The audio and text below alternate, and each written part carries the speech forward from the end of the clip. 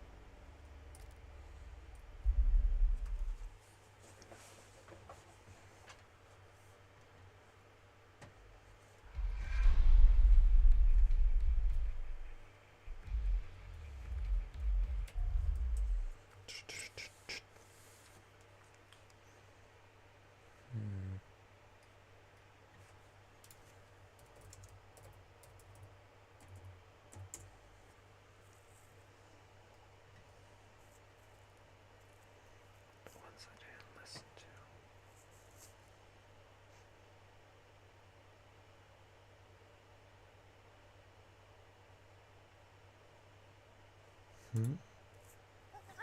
The Joe Rogan Experience. The Rich World was a population column from 1945 to 1992. And with the end of the Cold War, the developing world became a column in 1992 until now. The problem is that this is all temporary. Because birth rate keeps dropping, people keep living older, and your column eventually inverts into an open pyramid, upside down. And now you no longer have children, you no longer have a replacement generation at all. And there aren't enough people in their 20s and 30s to buy everything. And there aren't enough people in their 40s and 50s to pay their retirees. So this decade was always going to be the decade that most of the advanced world moves into mass retirement and the economic model collapses. And next decade was always going to be the decade that happened to the developing world. And we find out recently that the Chinese have jumped the ship, and this is their last decade too. So all of the globalized connections and assumptions that create the world we know, we are at the end of it. And we have to go back to a world where trade is more focused on the countries that have a better demographic and security infrastructure, because the Americans are no longer patrolling the global oceans anymore. So we're losing the security ramifications of an open system. At the same time, we're losing the demographic capacity to support it in the first place. And that's all going down right now. you're saying that China has 10 years to go. At most. What do you mean by that? Well, we now know that they've lied about the population statistics. They overcounted their population by over 100 million people, all of whom would have been born since the one-child policy was adopted. So this is one of those places where they've got more people in their 60s and the 50s and the 40s and the 30s and the 20s. Now, what was the logic behind the one child? Was it that they were overpopulating? Mao was concerned that as the country was modernizing, the birth rate wasn't dropping fast enough, and that the young generation was literally going to eat the country alive. So they went through a breakneck urbanization program which destroyed the birth rate. At the same time, they penalized anyone who wanted to have kids. And both of those at the same time have generated the demographic collapse we're in today. And the problem with that also was that they wanted male children. Yeah, there's a cultural aspect to that too, and obviously men can't have kids on them.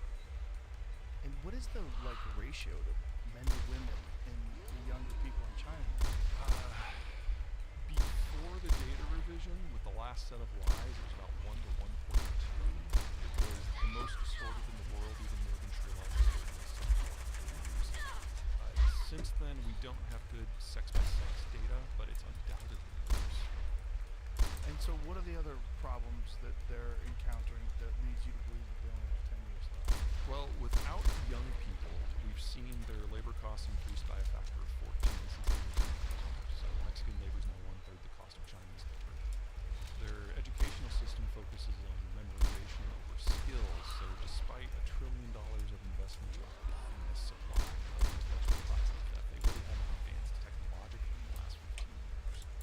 Mexican labor is probably like twice as skilled as Chinese labor now. They've consolidated into an ethnic-based, paranoid, nationalistic cult of personality, and it's very difficult for the Xi administration to even run it because it's not an administration. No one wants to bring Xi information on anything. So, like, Putin lied to his face, for example, last February about the wars. Why would I invade Ukraine?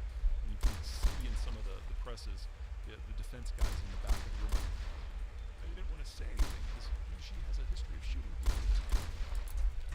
And so the Chinese were the only country that was caught with their pants down when this all went down. The Biden administration is basically taking the trade policy of Donald Trump and running it through a grammar checker and putting it into institutions. So we now have tech barricades that prevent the Chinese from buying the equipment, the tools, or the software that's necessary to make semiconductors. In fact, he went so far as to say any Americans working in the sector have to either quit or give up their American citizenship. Every single one of them either quit or was transferred abroad within 24 hours. So the tech system is stalled. They don't have the young people to go consumption-led. They're completely dependent on those Navy to access international trade. They are the most vulnerable country in the world right now. And based on how things go with Russia, we're looking at a significant amount of raw materials falling off the map, specifically food and energy. And the Chinese are the world's largest importer of both of those things. So there's no version of this where China comes through looking good. And the challenge for the rest of us is to figure out how do we, in as smooth and quick as a process as possible, figure out how we can get along without them. Because they are going away. They're going away this decade, for certain. Well, if you say they're going away, clearly they're not just going to lay down. No, They're they'll going to try to adjust. Yeah, they'll die. Right? But how so? Do you think this is because, what is, other than, well, here would be a big problem, right? Taiwan. Like, if we impose the kind of sanctions that we've imposed on Russia, if China decides to invade Taiwan and the world stands up and the world imposes sanctions on China, how does that go? Very ugly for the Chinese. So, say what you will about the Russian economy. It's corrupt, it's inefficient, it's not very high value add, but it's a massive producer and exporter of energy. You put the sanctions that are on the Russians on Beijing, you get a deindustrialization collapse and a famine that kills 500 million people. And the Chinese know this. They can only push so hard. Also, you can make the argument that if the Russians succeed, they actually solve or at least address some of their problems. Even if the Chinese were able to capture Taiwan without firing a shot, it doesn't solve anything for them. They're still food importers, they're still dependent on the United States, they're still energy importers, and even if they take every single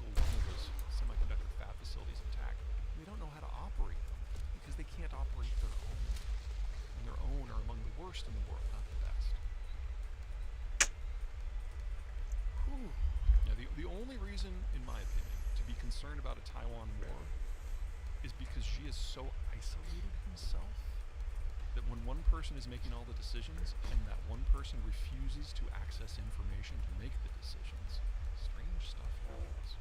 And when you say refuses to access, what do you mean? He does not have normal information flows anymore. Even at the height of the Trump administration, when Trump was basically isolating himself from the entire intelligence community, he was still getting the daily briefing. There was still information being put in front of him. But Xi is so isolated himself, he doesn't want to hear anything except for what he wants to hear. And since no one knows what the status of the conversation with the voices in his head in any given day, no one wants to bring him anything unless they're ordered to. How do we know that? Because there's no one to listen to anymore. That's one of the fun things about Russia versus China right now, is that the Russian information security is so good that American intelligence is literally listening to them. But in China, we can hear into the office, but there are no conversations happening. What do you mean by that?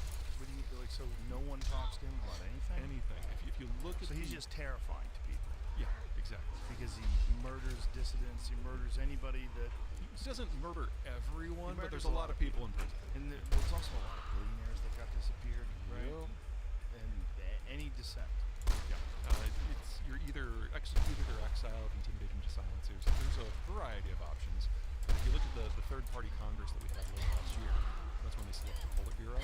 Everyone on the Politburo now is a personal flunky. There is no one from a different faction. There's no one that has a history of being. And what is their plan? The Chinese? Yeah, do we have any idea of what their plan to get out of this is? Nationalism.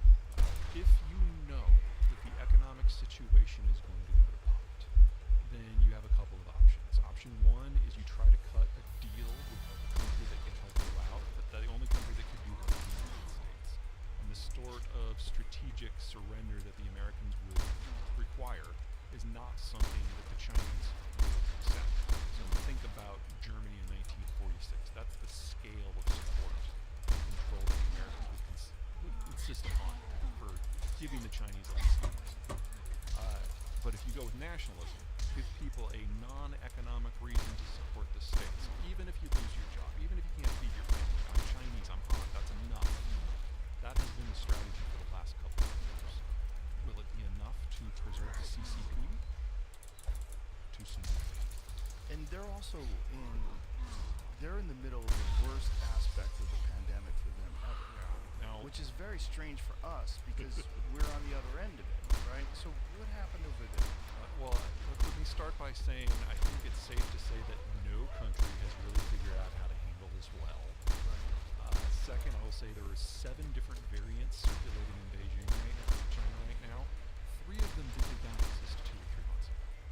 And it takes about 6 months of data for you to get good information on the R naught and the lethality. So we just don't know. And then third, in part because of Xi, when you're a one-man state, all policy and all authority starts and stops with you. And unless you're providing very clear guidance on everything, which is impossible for a person to do, especially the size of China, the bureaucracy either goes into automatic or does nothing. Well, right now it's doing nothing. So the data decisions in China are not to gather data and figure out what we can do. It's to, instead of gathering data and lying about it, we're just not going to gather any data at all. So we're not going to know how bad these strains are until they get out of China and circulate in the rest of the world for 6 months.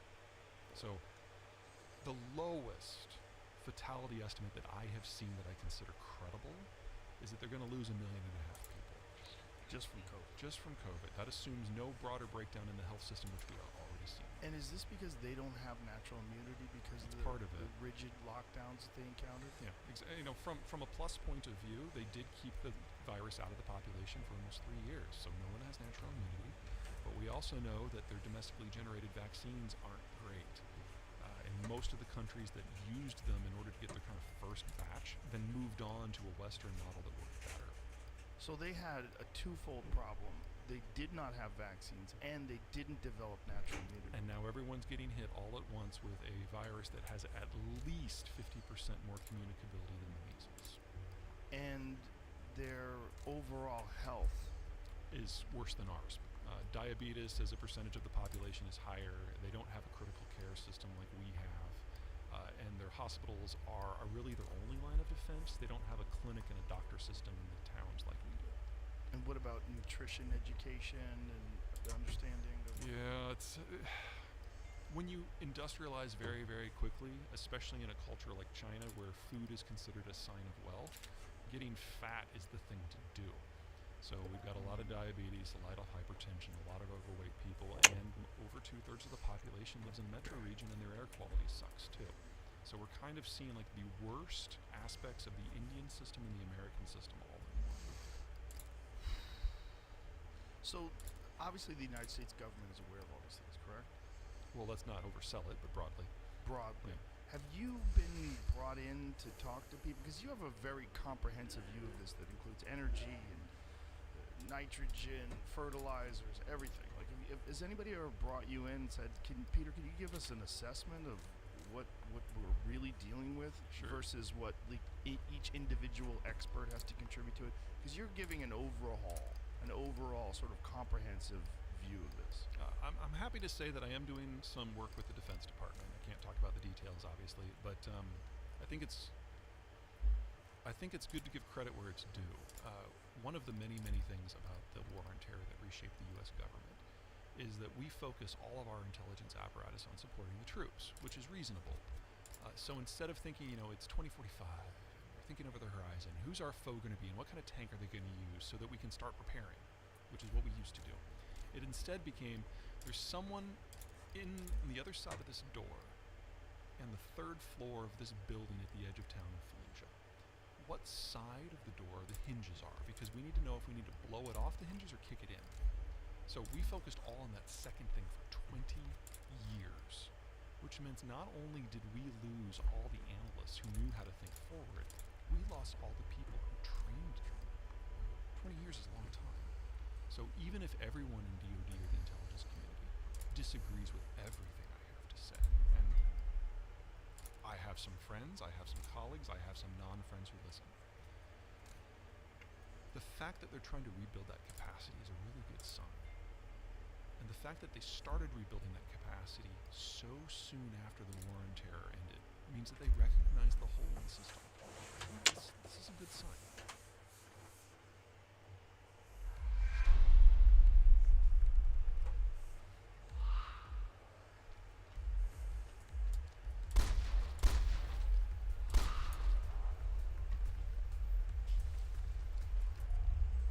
I need more enlightenment.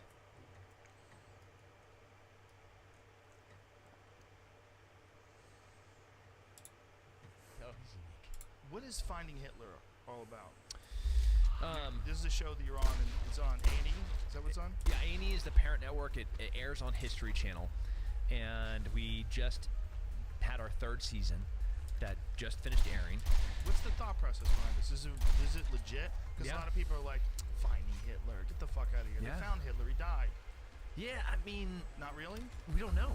Right. This isn't like Ancient Aliens. This is they declassified a bunch of documents. Both the Israelis, the British, and the Germans and Americans in the past 20 years have been consistently declassifying documents. And there were a bunch of specifically FBI documents that we were spending millions and millions of dollars actively searching for Hitler after the war. As was Really? Yeah, like millions of dollars. Like Hoover was like, no, send more FBI agents to South America, to North Africa, go to the Canary Islands, go to Spain, trying to find out where this guy went. Tons of real FBI documents with real leads, with real informants, some first eye accounts saying that they physically. So anyways, that's the show, is us trying to find out, sift through reality and the fiction of the allure, the mystery of that asshole. So what's the official story? The official story is that he killed himself, right? Yep. He killed himself in the bunker, Yeah. David Braun. Yep. And is there any photographic evidence of his death or Yeah. anything? So what the Russians got the body, and they got his skull. And when they brought it back to Moscow, nobody has ever been able to independently verify who and what this body is. They let one genetic test occur, and the body with the bullet holes that they said was Hitler, and have said, and that's the narrative, that's the story, that's all the eyewitness accounts that are even in the vicinity of collaborating with each other, and corroborating each other's testimony. Like the closest version, because none of it seems to be very accurate, is that, okay, here's Hitler's skull, and when they did the genetic testing, it's that of a 35-year-old woman. So like, oh, well, this isn't Hitler, but they've said for the past 80 years that this is Hitler. So, okay, first, before we start throwing stones at Russia, let's go back to 1945, April, in Berlin. You have the Allies coming in, wrecking shop, dropping bombs, blowing everything up they can in every single which way. You have the Russians coming in from the opposite direction. They don't even have enough guns to arm all their soldiers. So if they have 200 guys, or 200,000 guys, they have 100,000 guns. If the guy in front of you dies, you just pick up his gun. That's what's happening in April of 1945 in Berlin. So the noose is tightening. There is no, it is chaos, anarchy, pandemonium. This is hell on earth, is Berlin, 1945. So I don't know if you could get a real story, the way that we do it now, where we have, this forensic experts that come in and document everything, and we look at all the different testimonies, say this is exactly how, it's not CSI. This is 1945 Berlin. It's crazy.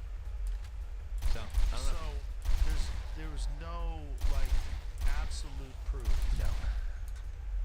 And a lot of Nazis did escape and go to South America. The majority of anyone with power. The Nuremberg trials were not a witch hunt, but it was to close a chapter so we could start moving forward with communism. That's what it was. The threat of fascism, the threat of Hitler, the threat of killing all the Jews, the threat of world domination by the Nazis, that threat's gone. What's the next threat? Communism. It's communism. Right. So that had to be a closed chapter of our history, so we could focus our resources and our efforts to what inevitably was going to, the wall goes up. We have Right. East and West Berlin. We're already looking at Korea. This happens almost overnight. Right. When Patton's like, no, homies, we need to go all the way to Moscow. This is not the end of our war, and we didn't listen to him. We then have been, fighting communism for the past 75 years. So the ones with power that went to South America, I know a bunch of them went to Argentina, but they think they went to Honduras and a few other places. Where do they think they wound up? So what you had in South America, both Chile and Argentina, back to back, had fascist regimes. You had Perón, who was part of the Nazi Party starting all the way back into the mid-30s. He's the president of Argentina. So the Red Cross, they were there was about 3 different rat lines that guys were able to successfully get out of Europe into South America. And there's no question that we're talking thousands, if not tens of thousands of high-ranking Nazis made it there. Tens of thousands. Tens of thousands. And I'm not talking like little soldiers. I'm talking high-ranking Nazis, officers, guys like Joseph Mengele and Adolf Eichmann. These are the most disgusting, despicable humans to exist at the time. If Hitler is dead, Joseph Mengele is the guy that would take syringes full of blue ink and inject them. You have blue eyes, Joe, or you have brown eyes. Let me see if I can make them blue. Oh, wow. And then take twins and start torturing them to see if one would feel the pain. That's Joseph Mengele. That's the guy that then in South America was helping high-ranking Argentinians have abortions, and he set up, have you seen the movie Colonia? No. About Colonia Dignidad? Which is, if you're listening right now, I almost warn you not to Google it, because it was a torture camp that was started by Joseph Schaefer, a Nazi. And Joseph Mengele, the doctor of death that escaped trial in Nuremberg and made it on the behest of Perón into Argentina, he set up the hospital at Colonia Dignidad, which was another safe haven for more Nazis in South America. Golda Meir and Ben Gurion, the presidents of Israel, they they took the gloves off, and they were just sending assassins to try to find these people and kill them. But what you got in South America were isolated German-only communities. You could go into Bariloche, Argentina, and I'd be like, "Buenos dias, amigos," and they're like, "Guten Morgen." I'm like, "Oh, yeah, I meant good morning. Yeah, sorry, it's 2017, right? I thought we spoke Spanish here." So, in 2017, you were there and they were speaking German. Yeah. Whoa. Well, I don't look very. I might look more European than I do. So it's just them seeing me walking down the street and be like, yeah. And there's tons of communities. I mean, if you go to Colonia Dignidad, which is now called Villa Bavaria, the Bavarian village, it is only German. Wow. In the center of Chile, in the mountains of Chile. Like there's no Spanish being spoken there. It is exclusively German. And these are the descendants of Nazis. Powerful Nazis. Holy shit. And this is going on right now. Yeah. Yeah. And what are these communities like? I mean, what's their ideology? Are they... I mean, they're pretty white. Yeah, but are they like... I mean, do they espouse Nazi values or... Not openly. So, Colonia Dignidad, if you look at the second generation, there's a bunch of... So, it was a huge problem for Chile that they tried to hide for years, and they got so much power from the torturing that they did at Colonia Dignidad on a whole bunch of other high-ranking South American dictators that they are almost untouchable. And this is, I mean, you'd blow your mind if you look into this, Joe. You'd love it. But the second generation, the kids, like the grandkids, sometimes they're even more fanatical than the original generation. Have you ever seen this? Where like if somebody's away from, like when you travel abroad, man, it's so cool to get into the culture and get into the food and get into the, like you're dancing this style and you love the flag and you're like, oh, I'm gonna go to a soccer game because we don't go to soccer games in America, and then I'm gonna go. But then maybe after like 2 months, you kind of miss home, and then like a year, like you really miss home, and then 10 years, like you really miss home. And you see the same thing in the United States, where it's not really a perfect assimilation. It's not the melting pot where you see generations that are espousing to be more like their ethnic heritage than they are American. They're flying the Irish flag and like I'm Irish.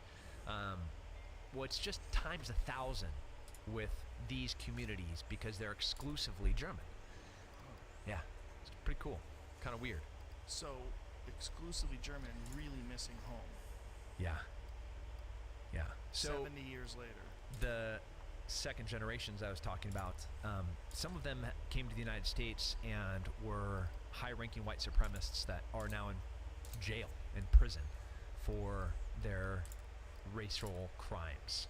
And they came out of South America. They came out of Colonia Dignidad. They came out of Bariloche. They came out of Holy shit. Cordoba. They came out of Misiones. They came out of, yeah. Wow. Yeah. Crazy. So that's the show, Hunting Hitler. Fucking A, man. It's a trip. How many people are we talking about all told in South America that come out of this? I mean, tens of thousands went there. But how many German communities and how big are they? Yeah, we maybe have 50 German communities. 50? How many people, if you had to guess? A few 100,000. Holy shit. Yeah. A few 100,000 descendants of Nazis. Yeah. Wow. Yeah, and man, it's weird when you walk into somebody's parlor and it's like you're stepping back in time into Europe. Like I'm walking in, it's 2017, and I'm walking in Buenos Aires, Argentina, into somebody's parlor, and all of the tile is European, and all the style and all the art is very German. We have like deers and not like red stags. We're talking German everything, things that Hitler loved, and that's the style and that's everything. And then they come out and like with white gloves, they're holding their grandfather's memory box, and inside of it are his war medals from when he was in the SS or when he was, and it is the respect, I don't even know the reverence. Right. Yeah, I mean it's like it's like this is a gift from the Pope that they're holding in their hands. White gloves. No, I can't. First of all, Tim can't touch it.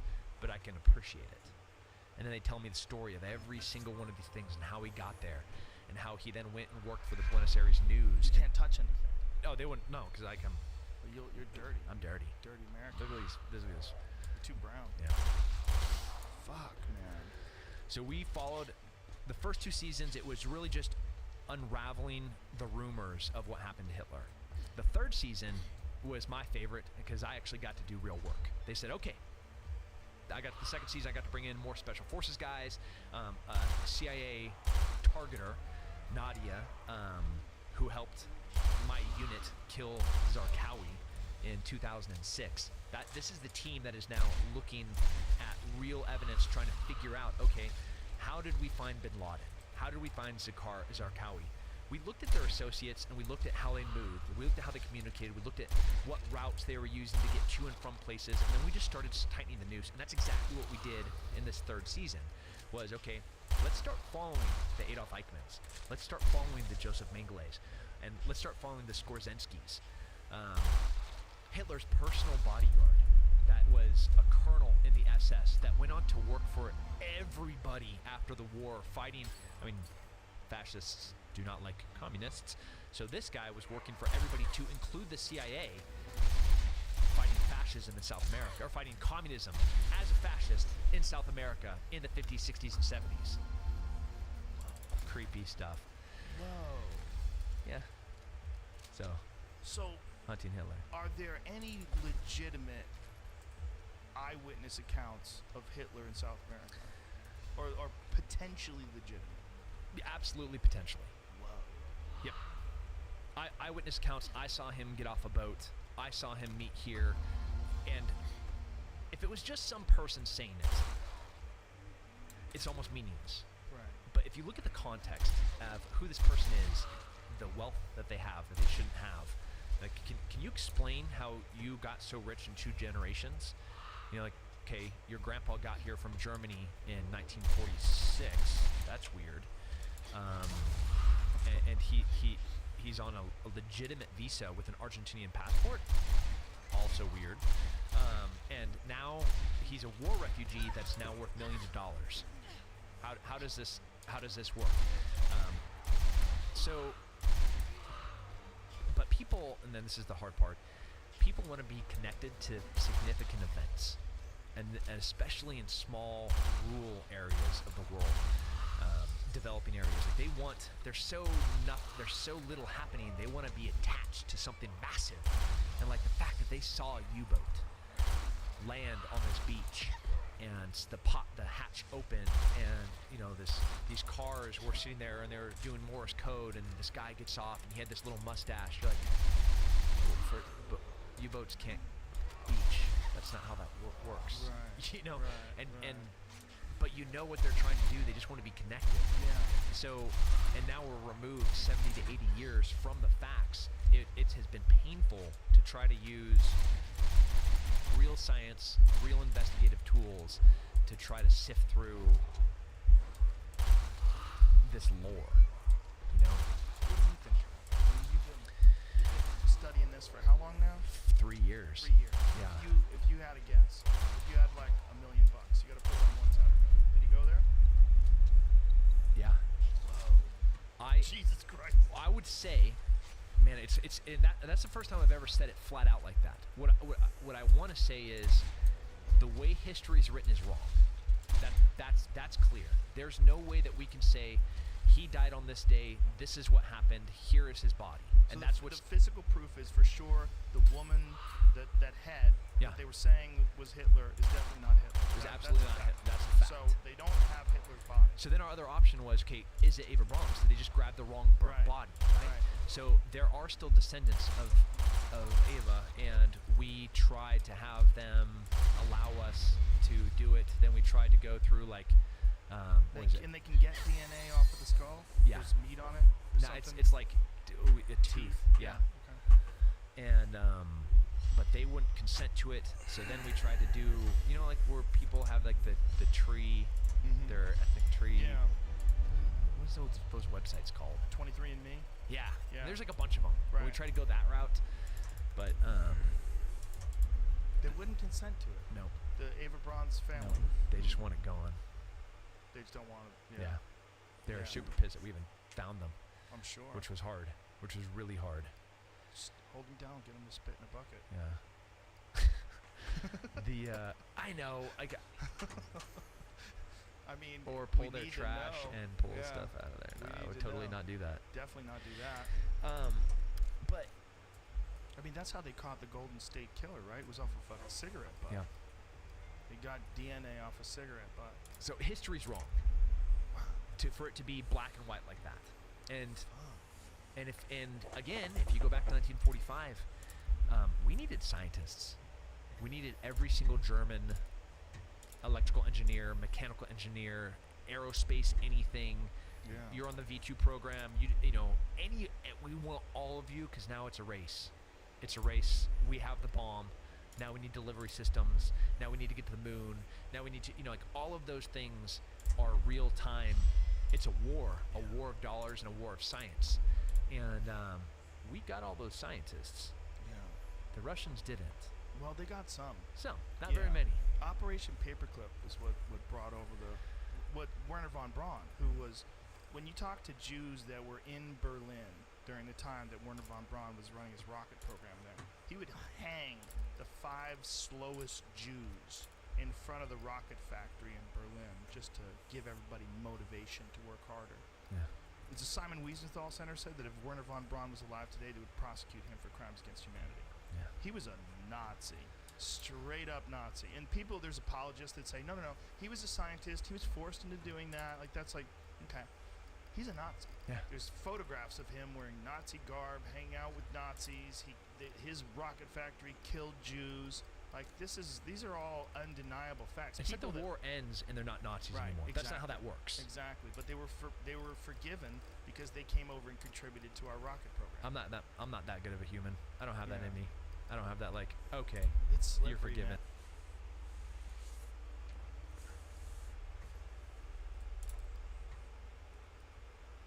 Interesting.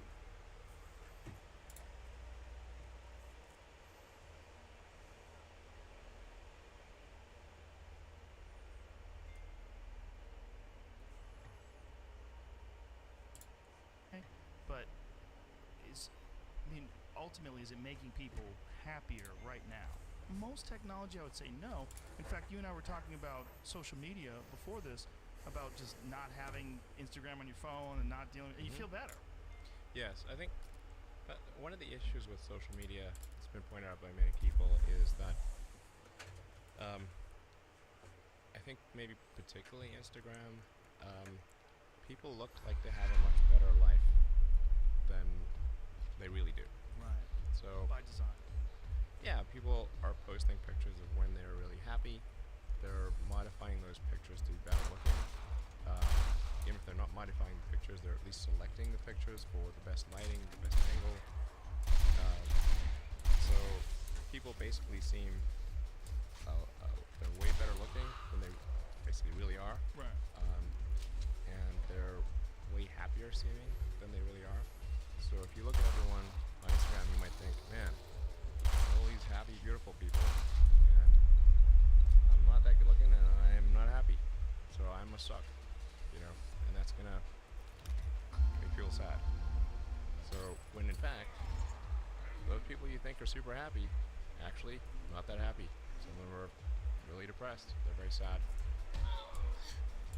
Some of the happiest human people, actually some of the saddest people in reality. And nobody looks good all the time. Doesn't matter who you are. No. It's not even something you should want. Why do you Yeah. want to look great all the time? Yeah, exactly. So I think things like that can make people quite sad. Well, you just by basically- comparison, because you just sort of people generally think of themselves relative to others. So we are constantly re-baselining our expectations. And you can see this, say, if you watch some show like Naked and Afraid, or just go and try living in the woods by yourself for a while, and you feel like you'll learn that civilization is quite great. But a lot of it is people want to come back to civilization pretty fast on Naked and Afraid. Wasn't that a Thoreau quote? The comparison is the thief of joy. Yeah, well, happiness think this is reality minus expectations. That's great too. But the comparison is the thief of joy really holds true. The thief is it.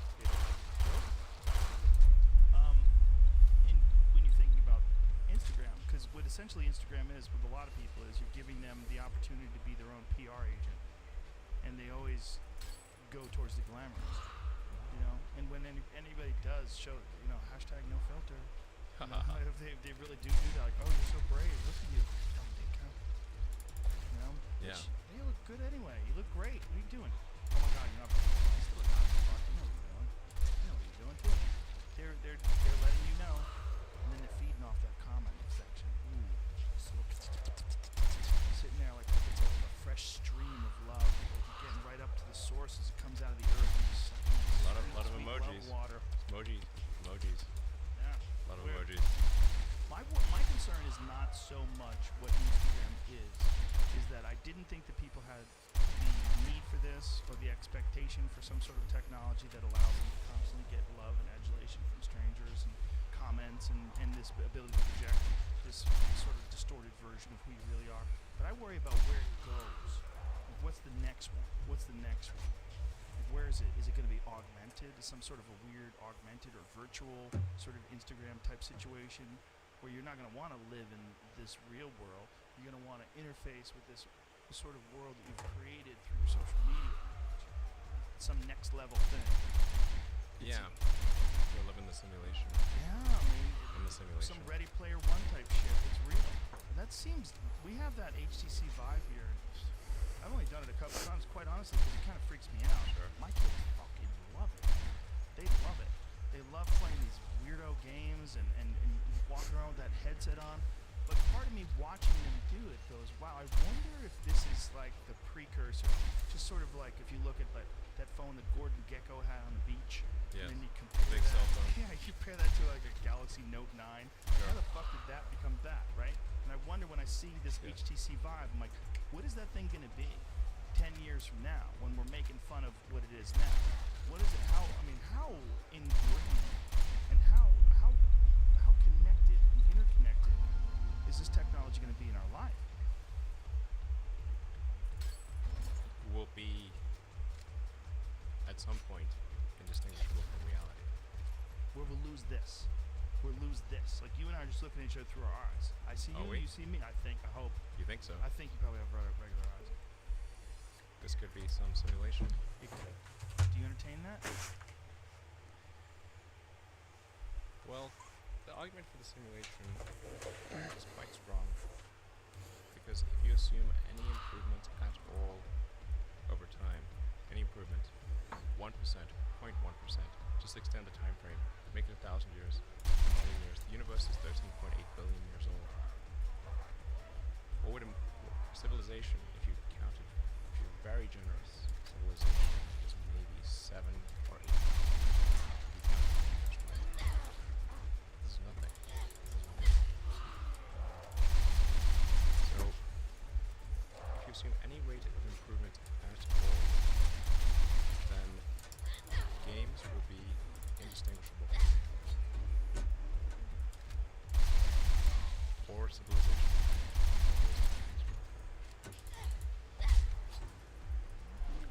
Therefore, we are most likely in a simulation. Or we're on Because our we way exist. to it, right?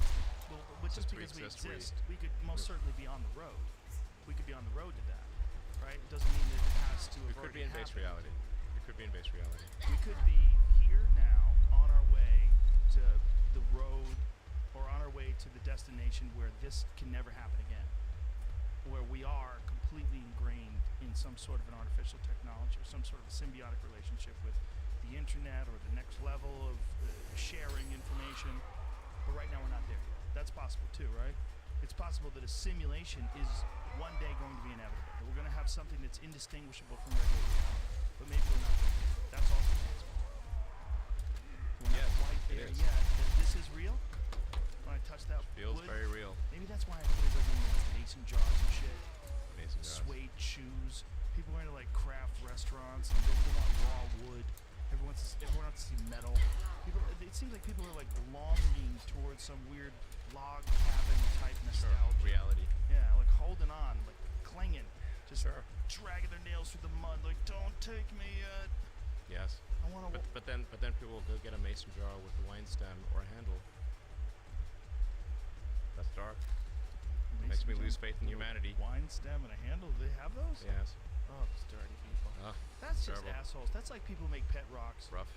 right? This is, some people are just assholes. They take advantage of our generous nature. Which was made with a wine stem. Made with a handle. They made it that way. Yeah. So it wasn't like they manufactured welded like it that. onto the mason. No, that would be fine. If there was, they glued it on or something. But Right, it that would be it like- was made that way. White trash chic. Oh, this is disgusting. Look at Yes. this. There it is Pretty right harsh. there. Yep. This is terrible. Yeah. That's like fake breasts that are designed to be hard, like fake breasts from the 60s. It's like if you really long for the ones with ripples, here we go. Yeah. That's almost what that is. Yeah. What are you going to do, man? There's nothing, there's nothing you can do to stop certain terrible ideas from propagating. Yeah. Anyway, I don't want to sound like things are too dark, because I think like you kind of have to be optimistic about the future. There's no point in being pessimistic. It's just too negative. Like, Doesn't help. Doesn't help. You know, I think you want to be. I mean, my theory is like you'd rather be optimistic. I think I'd rather be optimistic and wrong than pessimistic and right. Right. At least we're on that side. Right. Yeah.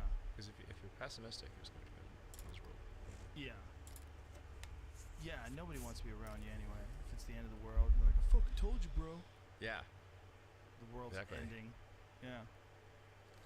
It is I what mean, it is might as for well. all. I mean, Enjoy the journey. right, if you really want to get morose, I mean, it is what it is for all of us anyway. We're all going to go, unless something changes. Yeah. You know, I mean, ultimately, you know, even if we just sort of existed as humans forever, we'd still eventually there'd be like the heat death of the universe right. a zillion years from now. Right, even if we get it past the sun. If we Yeah. figure out a way past the sun, running out of juice. Eventually it's going to end. It's just a question of when. Right. So it really is all about the journey. Or transcendence from whatever we are now to something that doesn't worry about that. The universe as we know it will dissipate into a fine mist of cold nothingness eventually. And then someone's going to bottle it and put a fragrance to it. Sell it. French people in another dimension. It's just a very long time. So Yeah. I think it's really just about how can we make it last longer. Are you a proponent of the multi-universes theory? Do you believe that there are many, many universes, and that even if this one fades out, that there's other ones that are starting fresh right now, and there's an infinite number of them, and they're just constantly in this never-ending cycle of birth and death? I think most likely, this is just about probability, there are many, many simulations. These simulations are, you might as well call them reality, or you could call them multiverse.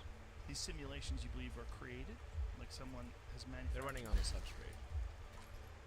So, That substrate is probably boring. how so? Well, when we create a simulation, like a game or a movie, it's the distillation of what's interesting about life. You know, like it takes a year to shoot an action movie, and then that's all distilled down into 2 or 3 hours. So, let me tell you, if you see an action movie being filmed, it's boring, super boring. There's like lots of takes. There's everything on green screen. Looks pretty goofy. Doesn't look cool. But once you add the CGI, and have great editing. Amazing. So I think most likely, if we're a simulation, it's really boring outside the simulation.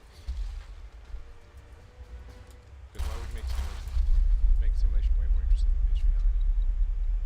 That is, if this right now is a simulation. Yeah. And ultimately, inevitably, as long as we don't die or get hit by a meteor, we're going to create some sort of simulation if we continue on the same technological path we're on right now. Yeah. But we might not be there yet.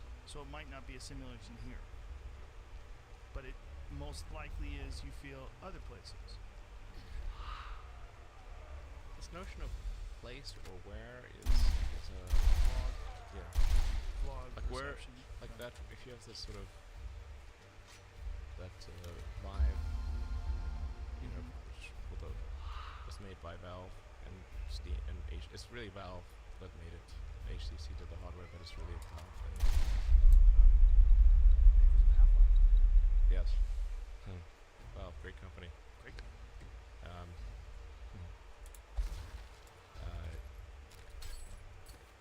when you're in that virtual reality, which is only going to get better, where are you? Where are you really? Right. You aren't anywhere. Well, whereas You're in the computer. what what defines where you are? Is Exactly. It, right. It's your perception. Is it your perceptions, or is it a scale that we have on your butt? You're What right do here. I've measured you. You're the same weight as you were when you left. But Like, meanwhile, your experience. why is do you radically think you're different. where you are right now? You might not be. Spark the joint, keep talking. The manager's gonna come in here. We might have to lock the door. Right now, you think you're in a studio in LA. That's what I heard. You might be in a computer. Oh, listen, man. I think about this all the time. Yeah, I mean, it's unquestionable that one day that'll be the case. As long as we keep going. As long as nothing interrupts us. And if we start from scratch and, we're single-celled organisms all over again, and then millions and millions of years later we become the next thing that is us with creativity and the ability to change its environment, it's going to keep monkeying with things until it figures out a way to change reality.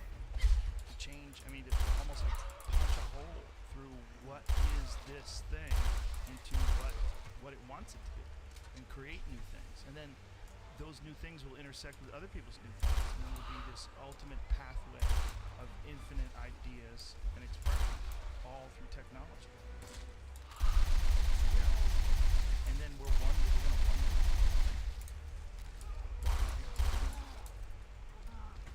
Let's find out. I mean, I think we should take the set of actions that are most likely to make the future better. Yes. Right. Yeah. Right. And then reevaluate those actions to make sure they're What?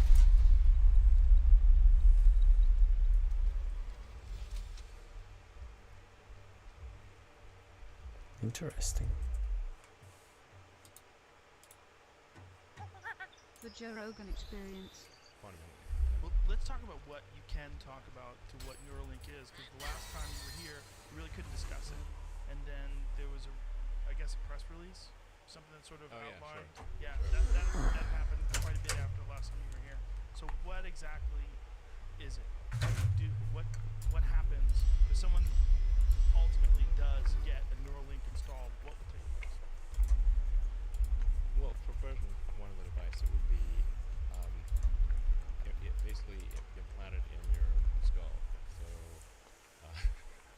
but it would be flush with your skull. So you basically take out a chunk of skull, put the Neuralink device in there. You put the electrode, you insert the electrode threads very carefully into the brain, and then you stitch it up, and you wouldn't even know that somebody had it. And so that it can interface basically anywhere in your brain. So it could be something that helps cure, say, eyesight, like returns your eyesight, even if you've lost your optic nerve, type of thing. Really? Yeah. Curing. Pretty much anything that it could, in principle, fix almost anything that is wrong with the brain. And it could restore limb functionality. So if you've got interface into the motor cortex, and then implant that's like a microcontroller in your muscle groups, you could then create sort of a neural shunt that restores somebody who's a quadriplegic to full functionality, like they can walk around. Whoa. Yeah. So Maybe slightly better slightly better. over time, You mean with future iterations? like the $6 million man. Although Right. these days that That's doesn't pretty make cheap. much. Yeah. $6 billion man. Yeah. So the the hole would be small. How big would the hole be that you have to drill and then replace with this piece? It's only one hole. Well, yeah, the device we're working on right now is about an inch in diameter, and your skull's pretty thick, by the way. So skulls are. Mine is for sure. It might actually literally be. I mean, if you're a big guy, your skull is actually fairly thick. Skull is like 7 to 14 millimeters. So Mine's probably a couple inches. a half inch, half inch thick skull ish. Yeah. So that's a fair bit of like our we got quite a coconut going on there. It's not like some eggshell. Oh yeah, I believe What? you. So you basically implant the device. And so you would be like a 1 inch square, or 1 inch in diameter. Yeah, like a So an inch circle, like a circular. I think like a smartwatch or something like that, or Okay. yeah. Okay, so you take this 1 inch diameter, like ice fishing, right? You ever go ice fishing? No, but I'd like to. It's great. Yeah. It's really fun. Yeah. So you basically take an auger, you drill you take- through the surface of the ice, Yeah. and you create a small hole, and Yep. you can dunk your line in there. So this is like that. You're ice fishing on the top of your skull, and then you cork it. Yeah, and you replace that.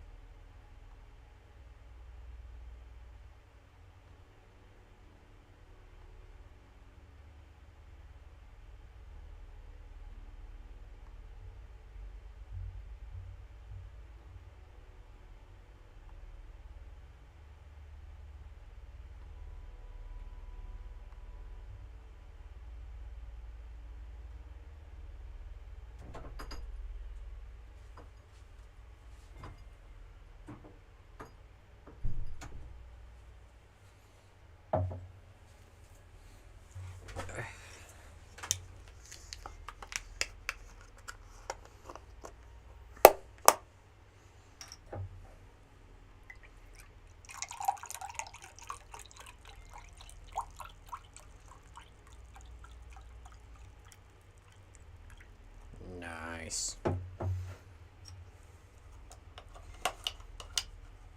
Boom.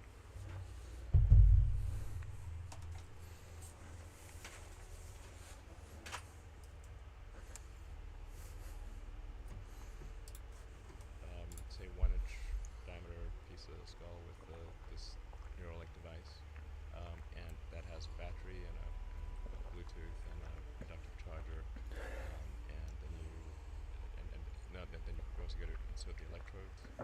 So the electrodes are very carefully inserted with our robot that we developed. That's very carefully putting in the electrodes and avoiding any veins or arteries. So it doesn't create false. So through this 1 inch diameter device, electrodes be inserted, and they will find their way. Tiny wires, basically. Tiny wires. They'll find their way to specific areas of the brain to stimulate. No, you literally put them where they're supposed to go. Oh. Okay. Yeah. How long will these wires? They usually go in depending on where it is, 2 or 3 millimeters. So they just find the spots. Okay. Then you put the device in, and that gets that replaces the people's skull was taken out.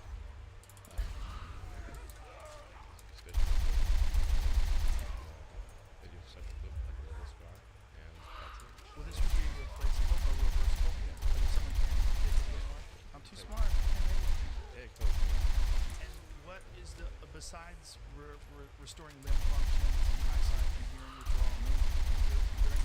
there benefits that you anticipate from something like this? Yeah, you could for sure. I mean, basically, it's a generalized sort of thing for fixing any kind of brain injury. That's one thing. Or if you've got like severe epilepsy, it's just sort of stop epilepsy. Or like you can detect it in real time and then fire a counterpulse and stop the epilepsy.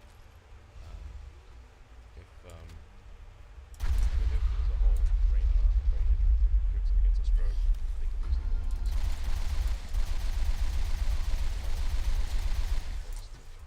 Stroke damage, or you lose, say, and then when you get old, you get like Alzheimer's, like that.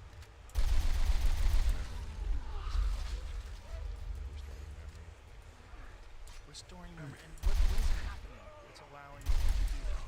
The wires, these small wires, Yeah. are stimulating these areas of the brain, and then is it that the areas of the brain are they're losing some sort of electrical force? Like what is happening? Yeah.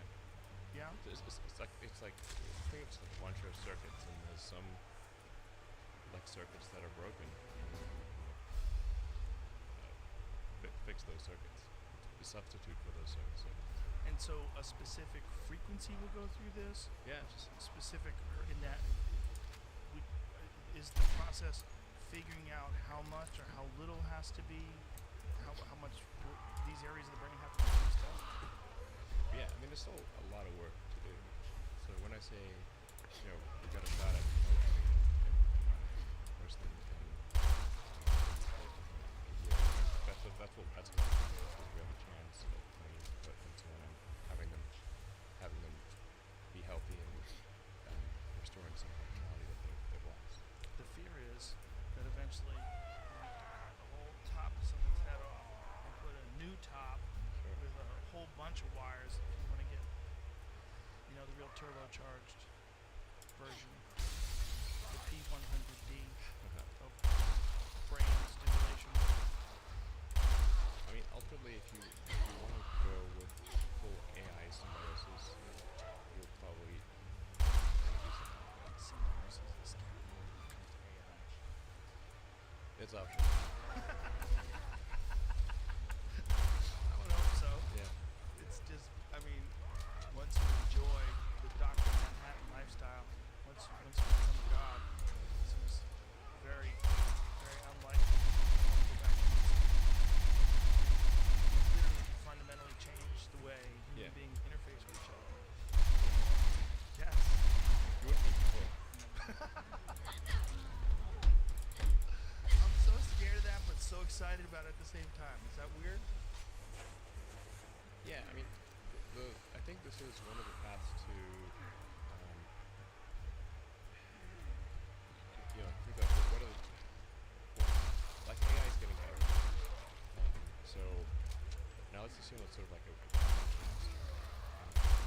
Even in a benign scenario, we're kind of like fine. We're not allowing for the ride. Just too bad. Right. So how do you go along for the ride? So you can't beat them, join them. So, and we're already a cyborg to some degree. Right? You got your phone, you got your laptop, your electronic devices, and I mean today your phone. If you don't bring your phone along, it's like you have muscle limb syndrome. It's like feels like something's really missing. So we're already partly a cyborg, or essentially. It's just that the data rate to the electronic system, especially Apple, you just going what's your data rate? Optimistically, that's the fact and now the computer can communicate at terrible. So it gets it right. So this is like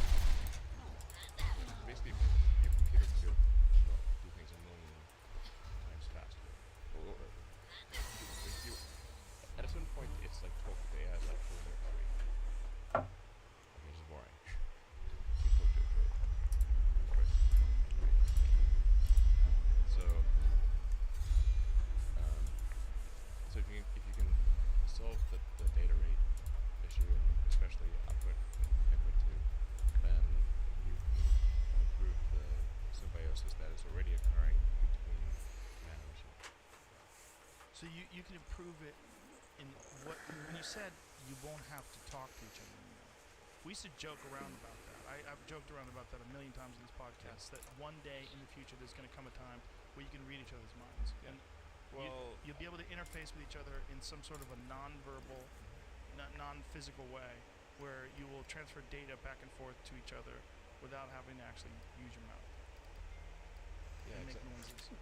Exactly. So when you like, what happens when let's say you've got some complex idea that you're trying to convey to somebody else, and how do you do that? Well, your brain spends a lot of effort compressing a complex concept into words, and there's a lot of loss, information loss that occurs when compressing a complex concept into words. When you say those words are then interpreted, then they're decompressed by the person who is listening, and they will at best get a very incomplete understanding of what you're trying to convey. It's very difficult to convey a complex concept with precision, because you've got compression, decompression. You may not even have heard all the words correctly, and so communication is difficult. And what we have here is a failure to communicate. Gladly. Yes, and there's great movie. Yeah, very. And there's an interpretation factor too. Like you can choose to interpret certain series of words in different ways, and they're dependent upon tone, dependent upon social cues, even facial expressions, sarcasm. There's a lot of variables. Sarcasm is difficult. Yes, Yeah. and so one of the things that I've said is like that there could be potentially a universal language that's created through computers that particularly young kids would pick up very quickly. Like my kids do TikTok and all this jazz, and I don't know what they're doing. They just know how to do it, and they know how to do it really quickly. Like they learn really quickly. They show me how to edit things, and it's if you taught a child from first grade on how to use some new universal language, and essentially like a Rosetta Stone, and something that's done that interprets your thoughts, and you can convey your thoughts with no room for interpretation, with clear, very clear, where you know what a person's saying, and you can tell them what you're saying, and there's no need for noises, no need for mouth noises, no need for these sort of accepted ways that we've sort of evolved to make sounds that we all agree. We through our cultural dictionary, we agree, or we could bypass all that. Yeah, you can still do it for fun, sentimental reasons. Right. Like campfires. Yeah, exactly. I don't need campfire. So I think you would be able to communicate very quickly and with far more precision ideas. And language would, I'm not sure what it is. But you could probably, with a situation like this, you would be able to just, you'd be like, kind of like the Matrix. You want to speak a language and that. Right. That's why it was downloaded. Right. So, at least for the first iterations, first few iterations, we'll just be able to use. Like, I know that Google has some of their Pixel Buds have the ability to interpret languages in real time. Sure. Yeah, you can hear it, and it'll play things back to you in whatever language you choose. So it'll be something along those lines Yeah. for the first few iterations. Well, the first few iterations are, what I'm talking about is like in the limit over time, with a lot of development. The first few iterations, really in the first few versions, all we're going to be trying to do is solve their brain hacking. So it's like, don't worry that it's not going to sneak up on you. This will take a while. How many years before you don't have to talk? If the development continues to accelerate, then maybe 5 years, 5 to 10 years. That's quick. That's really quick. But that's the best case scenario. No talking anymore. Best case scenario. 10 to 15. I've always speculated that aliens could potentially be us in the future. If you look at like the size of their heads and the fact that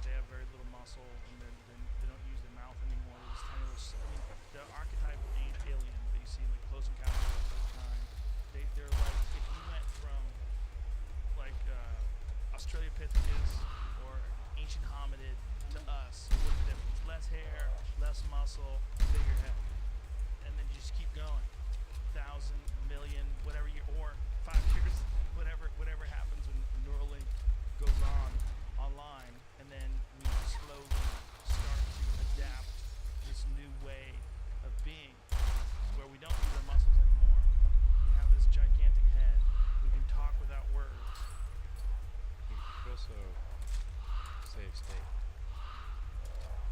Save state. Save state. Like save your state. Save game in a video game. Whoa. like if you want to go swap from Windows 95 Well, to like you. a little bit. But yeah. I think we are Windows 95 right now. From a Me. future perspective, probably. Yeah, I mean, you could save state and restore that state into a biological being if you wanted to in the future in principle. It's like nothing, like physics not going to that is.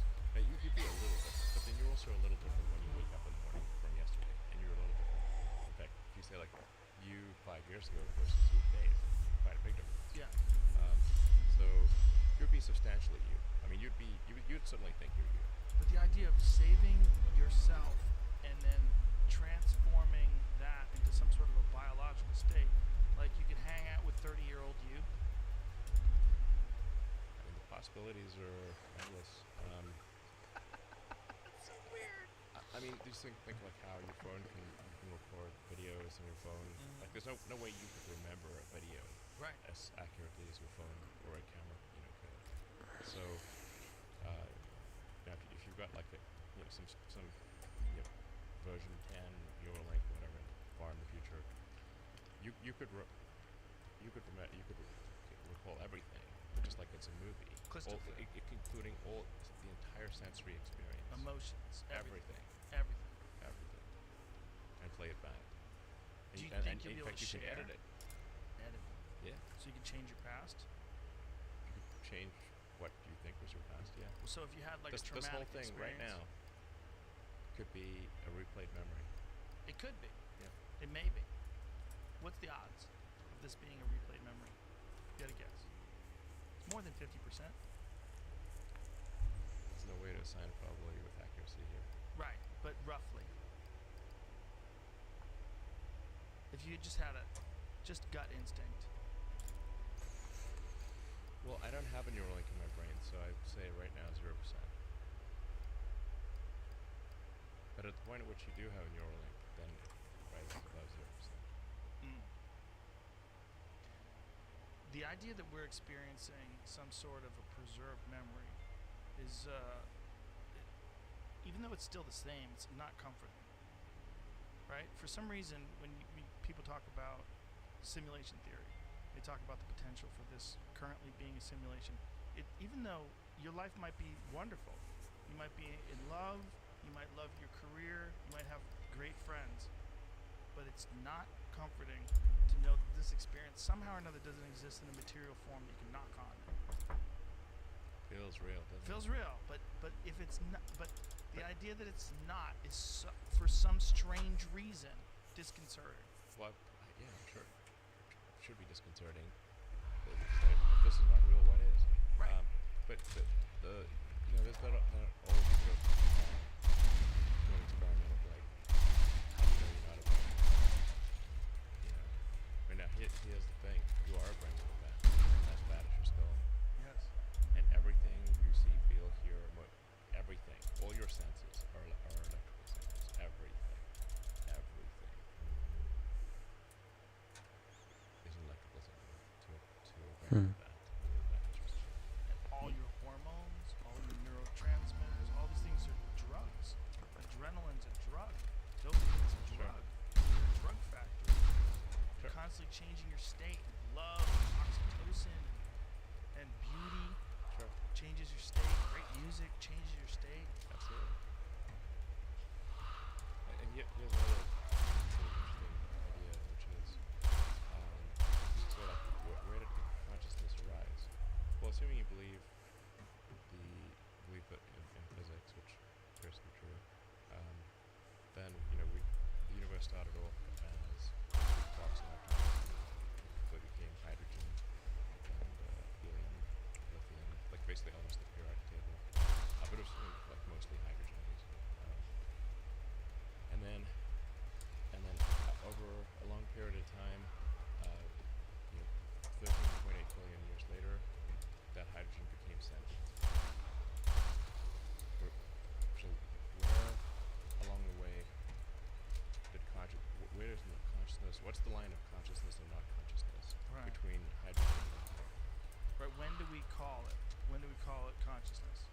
watching a video today that we played on the podcast earlier of a monkey riding a motorcycle down the street, jumps off the motorcycle and tries to steal a baby. Yeah, so that's Yeah.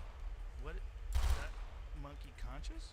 It seems like it is. It seems like it had a plan. It was riding a fucking motorcycle and then jumped off the motorcycle to try to steal a baby. Seems Yeah. pretty. the one that just dragged the baby down the street pretty far. Yeah. Yeah. Seems Uh, pretty conscious. Right? There's definitely some degree of consciousness there. Yeah. It's not like. It's not a worm. It's It not- seems to be on another Yeah. level.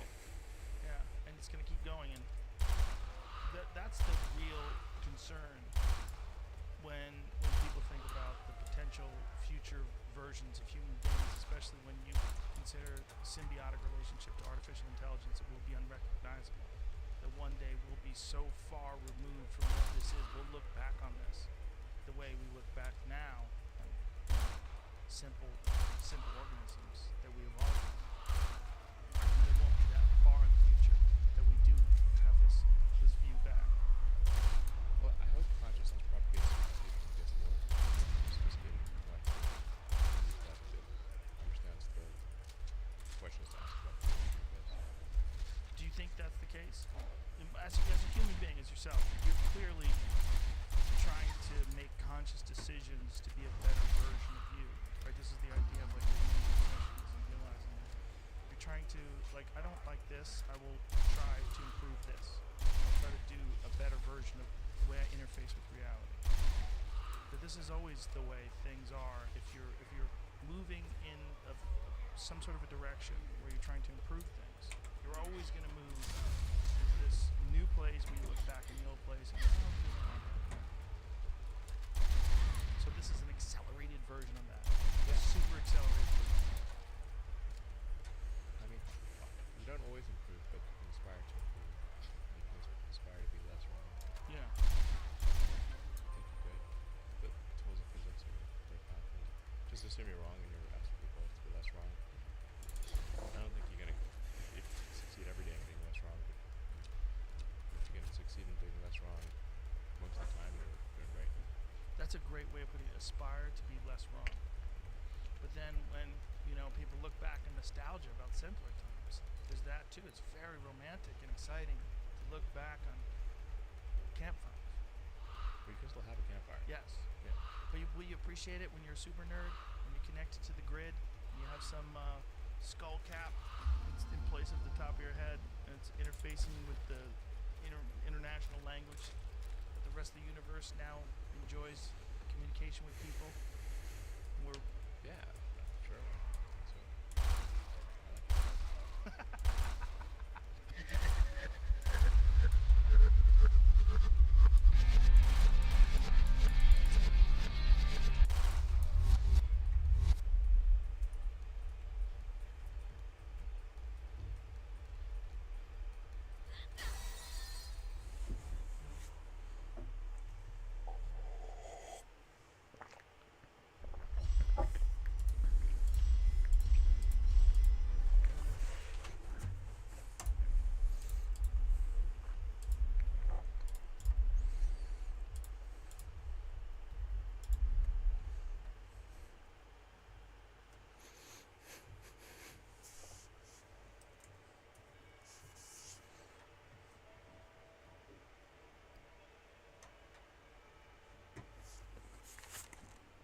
Dat ook.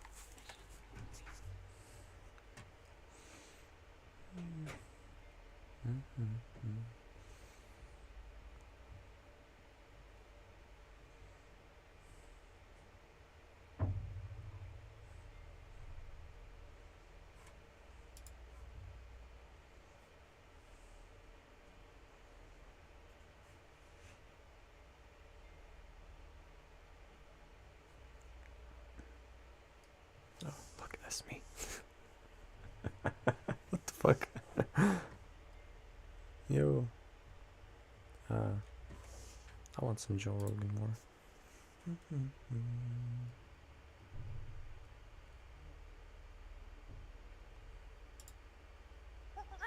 The Joe Rogan Experience. Okay, I'm cool. super excited to talk to you about several subjects, but this one, thank you very much for this.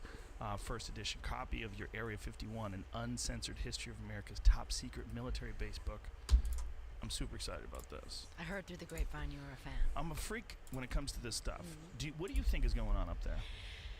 I mean, same thing that's going on all over the place when it comes to military secrets, which is stuff that you want to know about, very few people know about, and every now and then a journalist gets a hint at it, right? Yeah.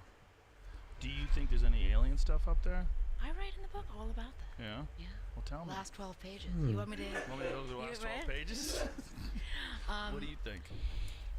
So Area 51 was this secret test base where the CIA was running spy plane programs, right? So interestingly, my new book is about ground branch, guys on the ground. That's about air branch, Mm-hmm. what we were doing in the air. And it was this idea that we should spy on the enemy, okay?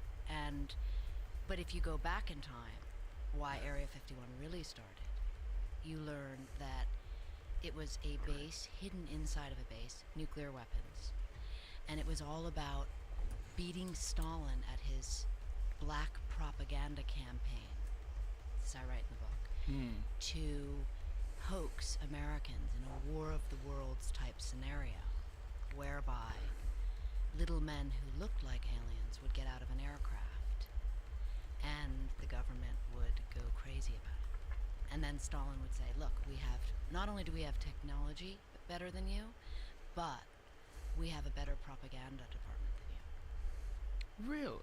That, Joe, you got to read the whole book. Oh, I mean, okay. this is like this is a tough opening. You got me on It is the a tough spot, opening, but it's a good spot. right? It's a good spot. Right? So Stalin, he just hired short people? Like, what did he do? All right, I'm gonna make you save that. I'm gonna make you earn Save that. it? Yeah. How's that? I mean, you want me to talk about that right now, right off the bat? Why is it? I'm sweating. We're gonna get to surprise, kill, vanish as well. But why does it make you sweat?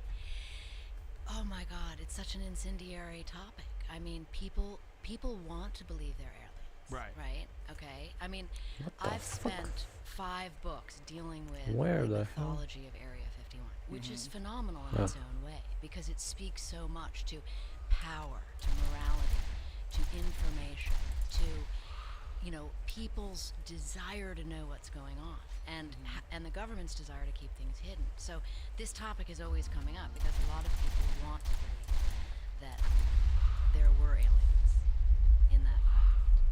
And my source, who I write about in the book, told me otherwise, that they were genetically, that they were... Let me stop you yeah, right there, because okay. when you say that craft, what you mean is the supposed UFO wreckage that crashed in Roswell, New Mexico in 1947.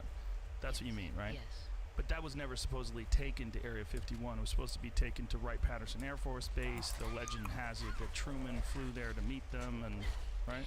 That's one legend. Yeah. So, in my book, I interview a man who worked for the Atomic Energy Commission, who tells a different story. Tells the story of receiving that craft at Area 51 in 1951, which is why the base is called Area 51. Oh. And that inside the craft were humans who had been altered, surgically altered to look like aliens, in a plan for Stalin to sort of twist Truman's arm, because at that time we had the atomic bomb. When Roswell happened, we had the atomic bomb and the Soviets did not.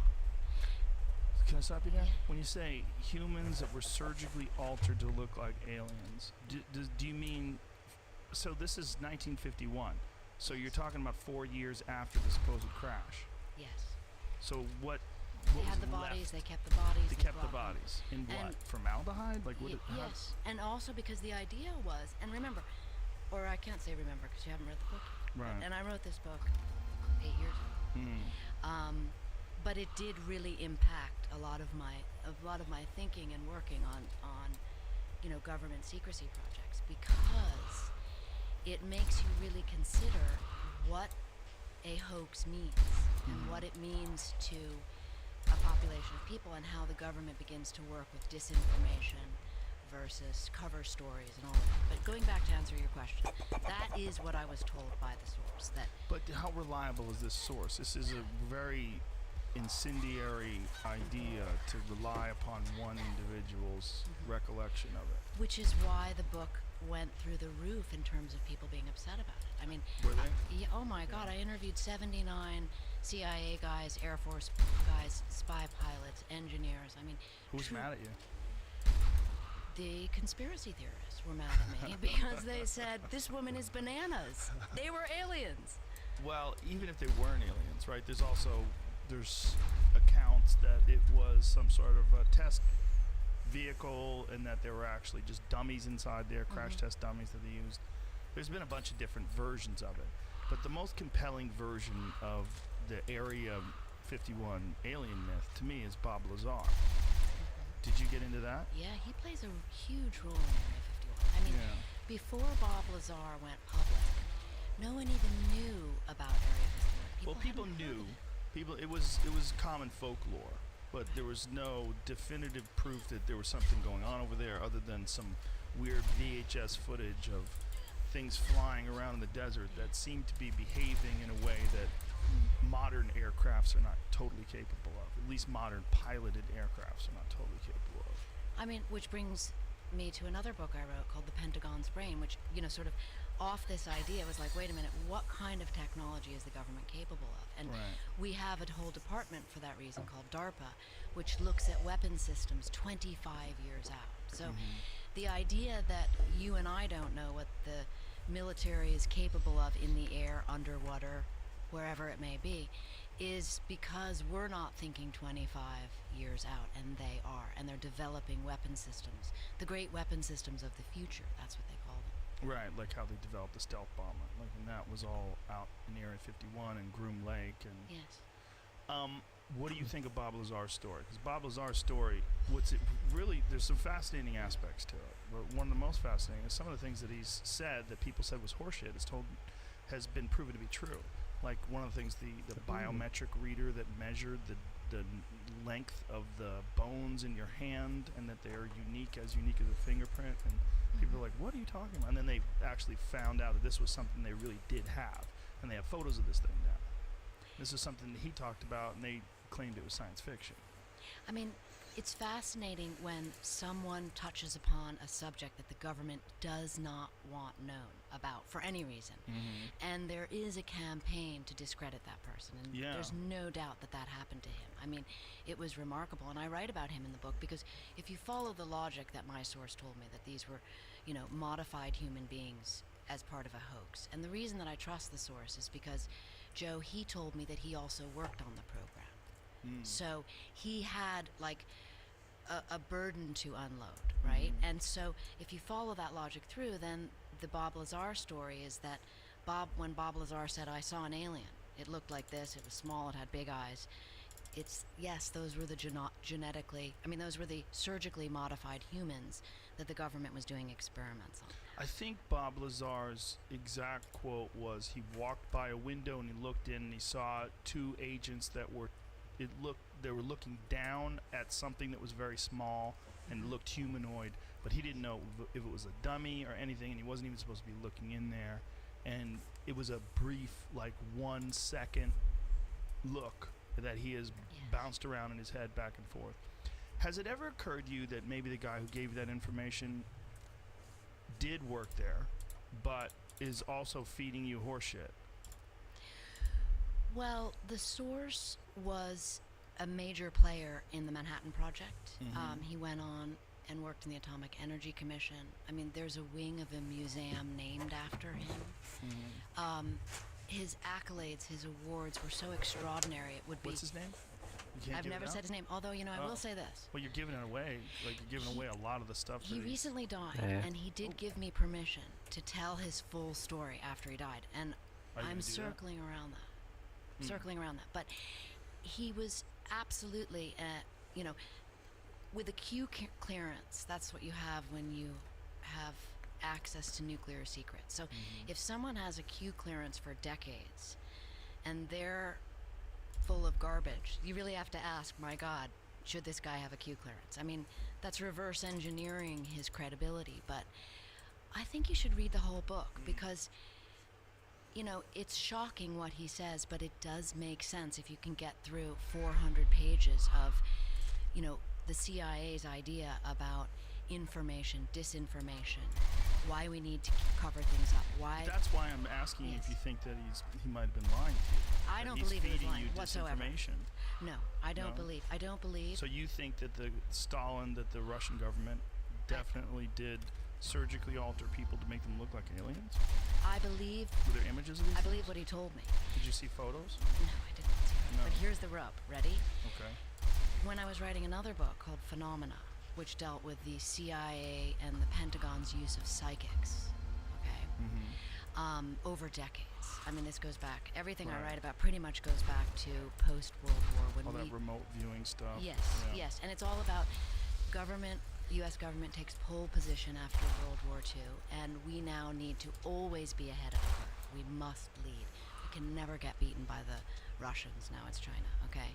So the psychic program had a lot of people who really believe in aliens or, you know, other intelligence from other worlds.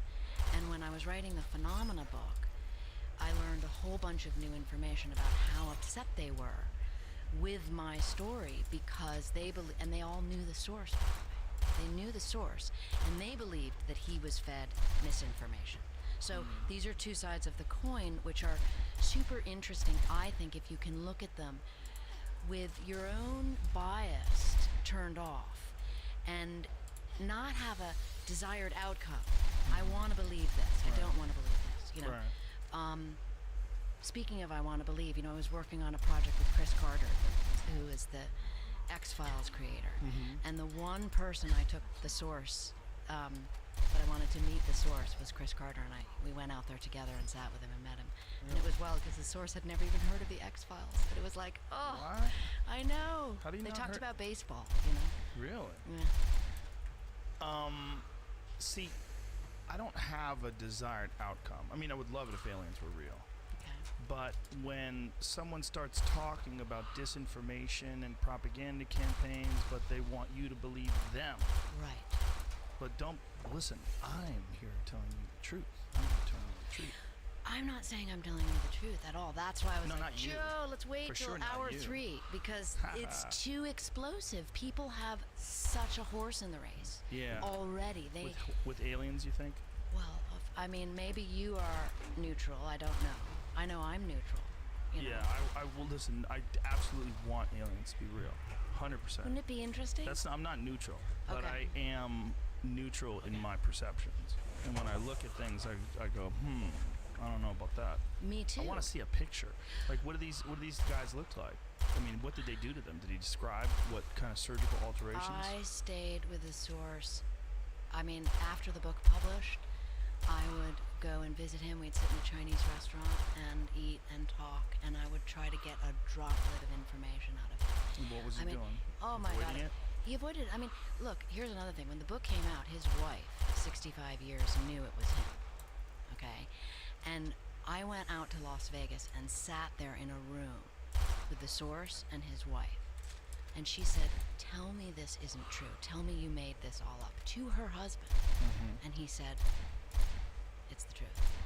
I mean, that's a triangular version of getting at the truth, but again, to reiterate, I believe he believes what he told me was the truth. That was the truth he was told. I think there's certain agents that think it's fun to fuck with reporters and journalists and make things up. I really do. And I think especially when they're talking about secret information that they were sworn to protect. And then all of a sudden they want to talk to someone that they don't even know on the sneak tip. Let's meet at a diner. I'm going to tell you everything. That's not how we met. Well, I mean, Yeah. Right. however you met. Yeah. You know Well, what I'm we saying? met because I was interviewing nuclear weapons engineers who were setting off nuclear bombs in Area 51, in the Nevada test site, Area 12, Area 23. And they all said to me, "You've got to talk to the top engineer of all this weaponry." And they gave me his name.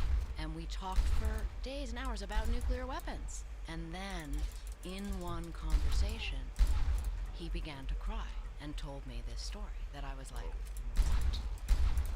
Why was he crying? He was crying because he participated in our version of the human experiments.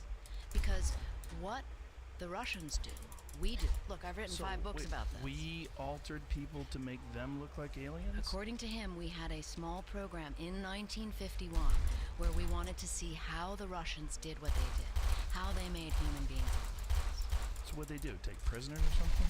Like who do they alter? He said they were handicapped children. Oh, Jesus. And he told me that he participated in it. So again, I mean, unless you have someone that lost their mind at age 90 and was willing to tell their wife of 65 years, I lost my mind. So he's saying that he participated in something that altered handicapped children. When you say handicapped, you mean like Down syndrome or something like that? And they made them look like aliens and then killed them? Like what did they do with this? This is where we get into drops of information coming up. But what I can say is he had a grandchild that was born that way. And the grandchild did not live long. The grandchild died. And it made him feel so guilty about what he had done that he felt compelled to confess, if you will. And I remember saying to him, why are you telling me this? Why don't you tell a priest? And he said, a priest would judge me, and I can tell you won't. Why wouldn't you judge him? I'd judge him. Well, I guess that's why I'm a born journalist, Joe, because I really try not to judge people. I mean, my new book, Surprise, Kill, Vanish, it's about assassins. It's about people who work for the CIA who do what needs to be done on the ground in the name of national security. I don't judge them. This is why, what's really at issue here is morality, right? Yeah. I mean, can I tell you how I got the idea for this book? Sure, but let me, before we go any further, so You want to talk about the aliens? Yeah. Was he saying that there have never been any encounters with alien spacecraft? He was totally neutral about aliens. He had nothing to do with aliens. He could have cared less. He didn't watch the X-Files. And what was his take on Bob Lazar? His take on Bob Lazar was that he probably saw something that the government had an extension of the program. I mean, he didn't know. That was speculative. We didn't talk about that. I mean, other than inference. He was very limited in the information that he would get out. But, I mean, I used 79 sources in that book that all went on the record in name. And he was the one anonymous source. But like I said, he told me after he died that I could tell the whole story. Are you going to? I might. I might come back. Write another book? Well, if you give me a break and back off of this subject, I might come back and tell you and your audience What are you saying back off his the subject? name. This is your book. I want to I promote know. your book. I know you want I- to promote your new book, but I want to promote this book as well. I mean, I'm teasing you, I right? know. But it's like, it's an astonishing story. And I think the best line of all is that people that read about that in the very end of what we did, they go, I wish they were aliens. So Stalin created some sort of a craft that mimicked. You're going to read it. Okay. That's what you're going to do You're the not rest of gonna the tell me? afternoon. Nope. I'm going to come back on your show after you read it. This is a podcast, and we're talking. I think we should probably get into Yeah. this a little bit. Okay, come on with the questions. Okay. I'm used to asking the questions. Are you? Oh, right, as a journalist, yeah. Now, Stalin and the Russians created something that mimicked a UFO, something that looked like it would be from another planet. Is that what they did? Mothership. Mm-hmm. In those days, drones were, there was a mothership and a drone was attached to it and it was jettisoned off. Okay? Mm-hmm. So, according In those days. well, in 1947, 48, What do right? you mean by? Well, they didn't, I mean, that was drone technology then, Okay. right? So there's a mother craft, like an aircraft, Mhm. and then the drone is like a small aircraft under it, and it gets jettisoned off. And that was what the craft was. It was jettisoned off. So Stalin actually, according to the source, invaded our airspace, which was the deep embarrassment to Truman. So he invaded our airspace and then let this drone crash land on the ground with these things that turned out to be human. They looked like aliens, but they turned out to be humans that were manipulated surgically to look like aliens. Yes, as a way to, and remember, I mean, not remember, but where this was, very close to a nuclear weapons base, to our White Sands military base. I mean, this is like not a place you want the Russians to be able to get near. Right. I mean, what was interesting is at Area 51, we then went out and mimicked all of those. One of our early drones was a mimicry of that. It was the there was a M21, which was the mothership, and a D21, which was daughter ship. So How did they oh, pilot them? Was it wirelessly, like we do now? no.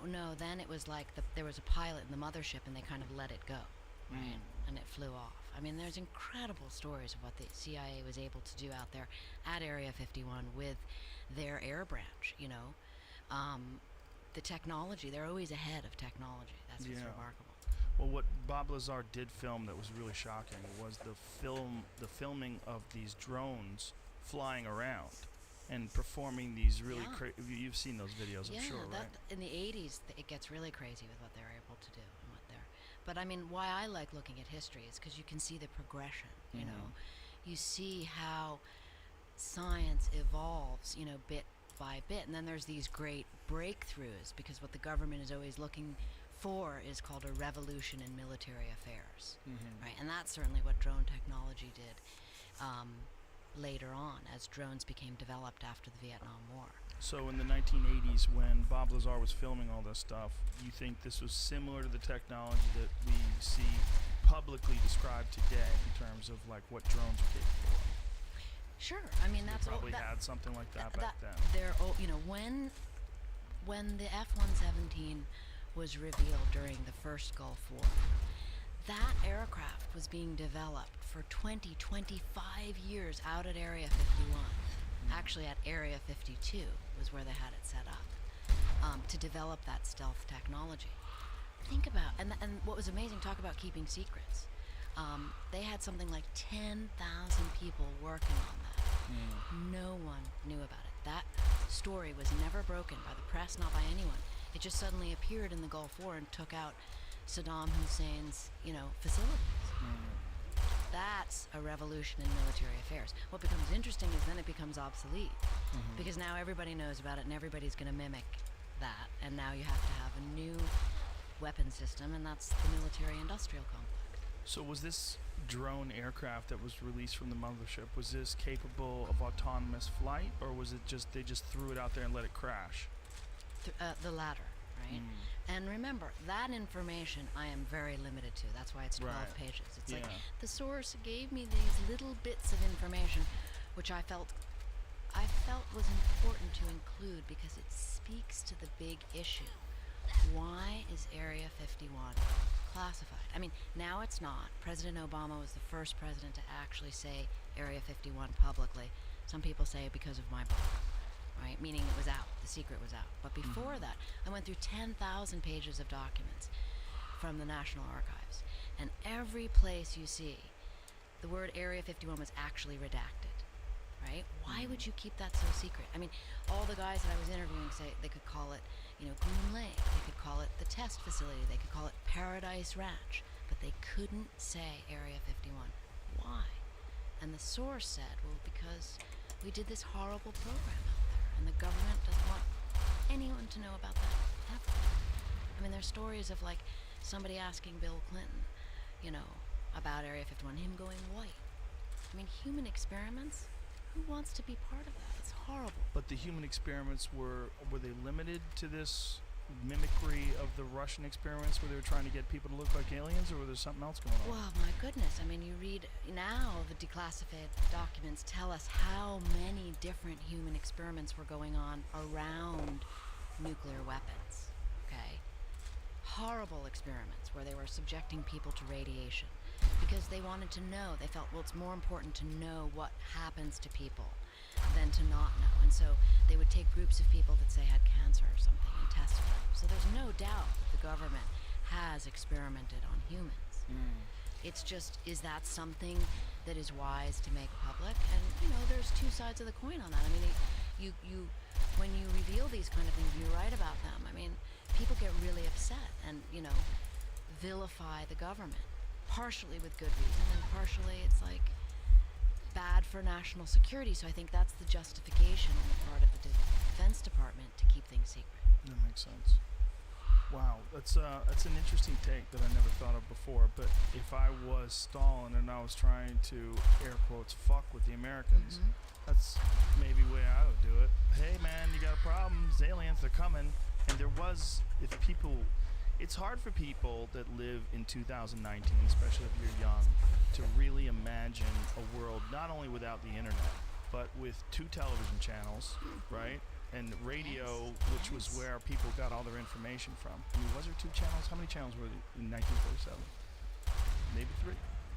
Maybe 3. I mean, it was radio in Maybe, World yeah. War II, right? Most Radio people had mostly. radio. Yeah, mostly radio and newspapers, and that's where people were getting their information. Right. And there was a mass hysteria where people were absolutely terrified that we were going to be invaded, which is why when Orson Welles' War of Worlds, which when they released it, when they did it on the air, they were very clear that this is going to be a reading of Orson Welles' War of Worlds book, or that H.G. Wells, excuse me, War of Worlds, right? It was H.G. Wells' book, and Orson Welles read it. Yes. And when they were talking about this on the radio, a lot of people missed that part, right? And so as the radio went on, as the broadcast went on, and people were tuning in later in the day, it erupted in mass hysteria. People were freaking out. Hundreds of thousands of people really did think that it was, and it was also something that was recreated in other countries. I don't know if you know that. They did that in other countries in different languages when they saw how cute it worked in America. And, you know, Well, so you see, you Yeah. can see the logic. I mean, at first it sounds absurd and it sounds does, ridiculous, yeah. and that's why I was sweating, because it's like, I know. right? Right. But when you think it through, and I challenge you to read the whole book, because you start piecing together these various ideas, and disinformation becomes less vague and more specific, and you go, that's how it works. And you begin to see how people's perception and how they're easily manipulated factors into national security, just like you just described. Stalin knew about that. He was a master. He was the master of propaganda. He invented it. I mean, he didn't invent it, but he invented it in a, on the political stage, to be used to mess with another country's perception of things. Think of what he did with brainwashing, right? Okay, so like in the 50s, and this is journalists, said, so there was a journalist who was putting out stories about brainwashing, and there was this idea, which is well taken, that totalitarian governments brainwash people, and this became a big code word. It was introduced into the American lexicon in 1950. Well, then we're in the Korean War. Our pilots start getting shot down. They're put on TV by the communists, saying terrible things about America, the American pilots. And suddenly it was like, they've been brainwashed. It was very convenient to have that story. So these things work part and parcel, and you've got all kinds of smart people behind the scenes knowing this, looking at it, examining it, and using it to their advantage to stay where? In the pole position. That's the goal of the U.S. government. So the propaganda that we did, that sort of copied Stalin's, we're kind of playing catch up in that sense. I mean, we're playing catch up, then we're ahead, then Right. we're behind. It's always it's a game. You're a competitor, you know this. But How that's do a you, crazy thing to do, to make a fake spaceship and just let it slam into the ground with a bunch of people that you cut up to look like aliens. Did he say specifically what kind of modification they made to people that made them look like aliens? I got drips. And Drips. you'll read it in those 12 pages. Come on with this 12 pages.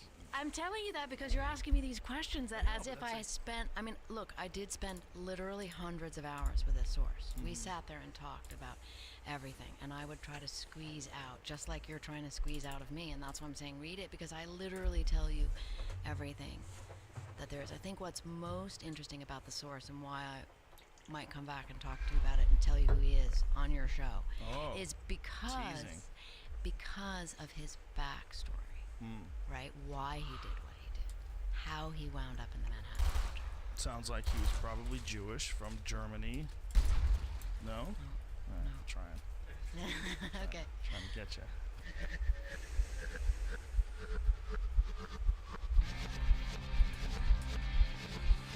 What a troll. What a fucking troll.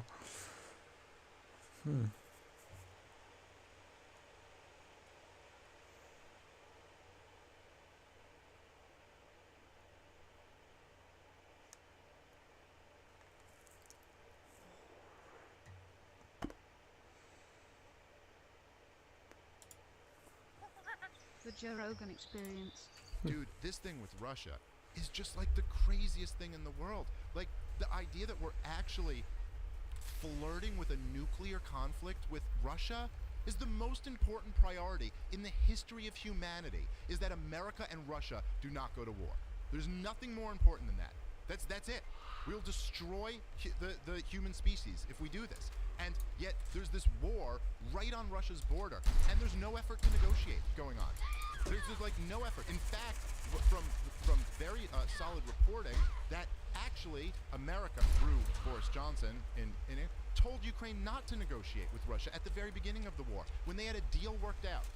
They had a deal worked out. There's been reported in multiple sources that they had a deal worked out, and the deal was basically that Vladimir Putin would pull back. He would pull back his troops and leave Ukraine under the condition that the very simple conditions that Ukraine guaranteed autonomy for the Donbass region and agreed to never join NATO. And like that was a deal. Like, okay, I'm not saying everyone thinks that's the perfect deal, but it's better than what we got right now. Better than nuclear war. And right now, just the other day, dude, the official narrative on this whole war, it's just like it makes no sense. And again, like I said, remember, the same people who are pushing this are the ones who are telling you Saddam Hussein had weapons of mass destruction and stuff. But the official narrative, Joe, is basically that, okay, so Vladimir Putin is a madman, a crazy war criminal who's hell-bent on reforming the Soviet Union, and this is a real threat that he could do this. But also he's getting humiliated in this war in Ukraine. Like he's losing the poorest country in Europe, and he's just getting humiliated and beat back. But he's still a real threat to take over all of Europe. And he's a complete madman, by the way, Joe. But when he says he's going to use nuclear weapons, don't listen to that. He'd never actually do that, even though he's a complete madman. And as everyone says, this war, the word they use over and over and over again, Joe Biden, Kamala Harris, Hillary Clinton, all of them, unprovoked.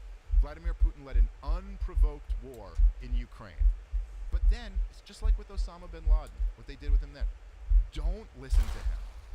Whatever you do, don't listen to what he's actually saying, because none of that's his motivations. Like, what his motivations are what we tell you. Osama bin Laden hates us because we're free. And then, like, Ron Paul would just go like, yeah, but that's not what he's saying at all. Like, Osama bin Laden was so clear about why he hated America. And he's like, look, I hate you because you murder innocent civilians in the Muslim world, you prop up brutal dictators in the Muslim world, you prop up Israel, who mistreats the Palestinian people, and you have your bases in our Holy Land in the Arabian Peninsula. And then they're like, nah, he hates us because we're free. He didn't mention anything about freedom there. And then, if you say that, they're like, well, are you defending Osama bin Laden? And you're like, no, I'm just saying listen to your enemies. There's a reason why he hates us. And if you listen to Vladimir Putin and what he's saying, I mean, look, he's wrong for invading Ukraine. And, I mean, you know me, Joe. I'm the most anti-war fucking person there is. And there's no excuse for that. Like, tens of thousands of people have died. It's horrible. And a lot of them are soldiers, but a lot of them are civilians. And, but to say he was unprovoked is, like, insane. It's just only people who know nothing about the history of this conflict would say there was no provocation. Did you see the conversation that Roger Waters had with that CNN guy? Yeah, and right, because Roger Waters was awesome on that. Because he knows what he's talking about, dude. And he's right about all of that shit. Look, the promise, and this is what he was saying, he's absolutely right, that the promise when the Soviet Union collapsed in 1991, and this was like verbally promised and put in writing, was that NATO would not expand 1 inch to the east. And NATO at that point, the line then was through Germany. Right, like the western half of Germany was in the west, and the eastern half was with the Soviet Union. And they were like, we'll let all of these nations, secede, and the Soviet Union will collapse, and we're giving up on communism. One of the greatest things that ever happened. And the deal was, okay, you do that, then we won't move NATO. We won't move our military alliance into your area that used to be your realm of influence. And every single president since then has moved NATO east, to the point that NATO is now on Russia's border. And in Ukraine, even though they didn't officially join NATO, there was always talk of it. Kamala Harris, right before the start of the war, said we're looking to put Ukraine into NATO. And they put under George W. Bush, they put in Poland these dual-use rocket launchers. There's a big complaint that Vladimir Putin has. That he's like, these can be used to get nukes here in a matter of minutes. Like this is like a threat to us that we cannot tolerate. And then in 2014, there was a coup in Ukraine that was completely led by the West. And I don't know if you've ever heard, but like I think I sent you actually once the tape of Gideon Rose, who was the editor for Foreign Affairs magazine on the old Stephen Colbert Report show back when Colbert was hilarious, and he was just openly bragging about what the game is here. And then he was like, well, Ukraine is kind of like the Robin to Russia's Batman. And so our job is to steal Robin away from Batman and make him come over here and join us. And Vladimir Putin's so stupid that he won't do anything. And then Colbert's in his old character. So he's like, well, shouldn't Obama be spiking the football and saying, yeah, in your face, Putin? And Gideon Rose is like, well, no, because then Putin might invade Ukraine. So we wouldn't want to spike the ball, but there's these... Oh, yeah, here it is. Let's play it. Go from the beginning. Yeah, play it from the beginning.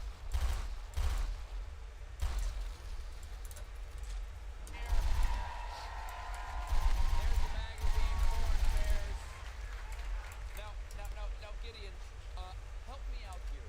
We've got a battle. Ukraine, some of them want to go into the EU, the European Union, and some of them want to stay with Russia. If the Ukraine's not in Europe right now, what continent is it? Well, it's part of Eurasia, but it's part of Eastern Europe and the former Soviet bloc. It's basically Robin to Russia's back. And the challenge here is to try to attract it to the West, to get it to flip sides. So the rebels in the streets, what are they fighting for? They're fighting for a better future. Countries have a development. That sounds like a political speech. No, but it's actually true. Countries have to develop over time. And Ukraine, basically, after the end of the Soviet Union, faced two tracks. It could stay a sort of stagnant, corrupt, authoritarian country tied to Russia, or it could essentially join the West. It could modernize, liberalize, become a democracy. At the last minute, when it looked like it was going to trade up from its sort of abusive relationship with its boyfriend from the hood to a nice, yuppie... You're not loading these choices in any way whatsoever. It's actually true. When it looked like it was going to trade up to a better environment, at the last minute, Putin offered a bribe, $15 billion. It's a lot of cash. It's a lot of cash. And the president, who himself was tied to the old elites and the eastern part of the country, tied to Russia, decided to back off the change and go Do you know join how many Russia. pirate-themed restaurants you can buy with $15 billion? The problem was the western parts of the country and the younger parts of the country and the more modern liberal parts of the country basically knew that they had no future being Russia's vassal. So they took to the streets. Is America taking sides in this in any way? If these people, the rebels are winning right now, right? Yes, just So recently. why isn't Obama spiking the ball in the end zone and calling Putin and saying, hey, you might have won the medal count, but we won the country count, biatch? It's actually a very good question, and the answer is that we don't want Russia to intervene and kick over the table like a game of Risk and take Ukraine back. And so Would they do that? Could he send in troops? Yes, he could. So we are choosing... So does Ukraine have any troops of their own? Would they fight back? Yes, but we don't want this to escalate, and we don't want Russia to crack down. So we want to basically distract Russia. Oh, look, you have the highest medal count. Oh, you did really well. And focus on the Olympics. Here's a shiny object. We'll just take an entire country away from you. Holy shit. Now, Isn't that funny? Power vacuum right now. There's a power vacuum. The opposition is all together, which everybody, it's easy to agree on getting rid of the bad old regime and much harder to create a stable country in which everybody compromises and moves forward. Well, they need a strong leader to move the country forward. You know who's always good at a moment like that? Vladimir Putin. You think he might volunteer to come in and help Ukraine? The reason we don't want Putin to get involved in this, and so we want to try and involve him in the decision so that he allows Ukraine to go. We actually want a non-exclusive relationship with Ukraine. You can have a relationship with it too. You're the only one making this into a girlfriend-boyfriend relationship. Ukraine is basically choosing its future between two completely different courses of action, and we're trying to blur that choice so the old boyfriend doesn't get too upset. and makes the right choice towards us. So it's just all these George Soros-funded NGOs were funding the militias on the ground who were overthrowing the government, and then there's a tape of Victoria Nuland, who was at the State Department at the time, one of the top people at the State Department, and she was basically talking about who would be the new government that took over, who America didn't want in, who we did want in the new government. So it's not, what happened basically was, as Gideon Rose was even saying, the Ukrainian government was kind of siding with Russia, or at least a lot more pro-Russia, and then we overthrew that government and installed a pro-America government. And this to Putin, he had said over and over again, was a huge red line for him. Like Ukraine was the big line. And you could look, imagine, take it from our point of view. If like Russia was coming over here and overthrowing the pro-America government in Montreal and installing a pro-Russia government there, then like this would be seen as, would you call that an unprovoked attack? If we were to go in there and then go overthrow that government. So again, I'm not justifying what he's doing, but and then the other thing to this, right? That's important to add is like you remember the two big things that it's so weird. No one at least in the larger conversation, I don't see anyone connecting these things. Is that there's two things like involving Ukraine that were very big that happened very recently in American history that very much connect to this war. And one is that our last president was impeached over a thing with Ukraine. And like, what was that? And then the other thing is, the current president's son was getting paid millions of dollars from a company, Burisma, in Ukraine. And these things all connect. I mean, basically what happened was, after the 2014 coup, this company, Burisma, they were, and by the way, Matt Taibbi has done incredible reporting on this. I highly recommend everyone read his stuff, his Substacks. Incredible. Unbelievable. But so basically, Burisma was in bed with the old government that had Russia. And so when this government was overthrown, they were very worried because they were like, oh, we were in bed with the old government and now there's this new government who's in there. And so instead of bribing the new government, they just went right to the source and bribed the son of the sitting vice president. Joe Biden, when he was vice president, was in charge of Ukraine policy. So they just went, that was why they put him there. And then they put some other like CIA guy or something like that on their board. They're just paying him money to just be like, hey, keep us in with you. And then Trump was telling them to investigate all of this shit. He got on the phone with them and was like, I want to investigate everything that was going on with Joe and Hunter Biden in Ukraine. And Donald Trump did. He got into an area that there's an argument it was not okay what he was doing. Because he was kind of going like, maybe you don't get these weapons that I was going to send in unless you go investigate them. And this was his political opponent, so it was a little bit of a shady thing. But then the other story about that is that ultimately Trump caved, and he sent in the weapons to Ukraine. So now, not only did Obama overthrow the regime when Joe Biden was the point man, Joe Biden was running Ukraine policy, Obama leads this coup, overthrows that government and puts in a pro-Western government. Then Trump comes in, sends in a whole bunch of weapons to this new government that Obama wouldn't even send in because he was concerned it would provoke Russia. And then the next president is Joe Biden, the last guy who was the point man on Ukraine, who was there when this coup happened. Then he comes back in. And this is all like the context that led to Vladimir Putin invading Ukraine. So again, I'm not saying, and the other little thing I should mention there too is that Donbass region on the eastern portion of Ukraine is like majority ethnic Russians, and they got really pissed off when the new government came in 2014, and they were basically warring with the Kiev western portion of Ukraine since then. And they had a referendum in 2015 and voted overwhelmingly that they wanted to be a part of Russia. And Vladimir Putin didn't take them. But they said they voted that they wanted to be part of Russia, not a part of Ukraine. So it's just a very complicated mess, and it's the same thing with like the war on terrorism.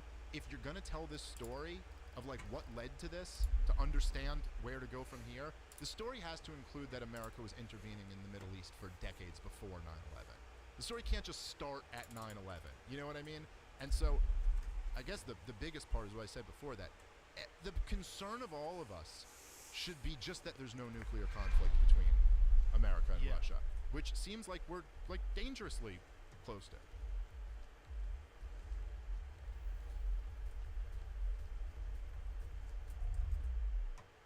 Sedge.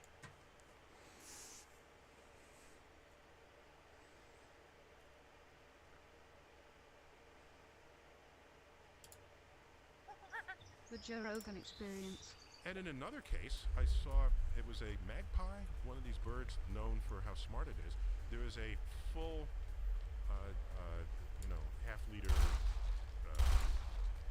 plastic thing of water. Okay? A water bottle. And it's full. So the magpie goes over and sips out the water. Now the beak is only, an inch and a half long, or an inch at most, so it goes in until it can't reach the water anymore. So what does it do? It goes off to the side, gets a rock, just the right size, drops it into the water bottle. Raises the level of the water. Thereby displacing displacing water. Here it is. That is You've got there it is.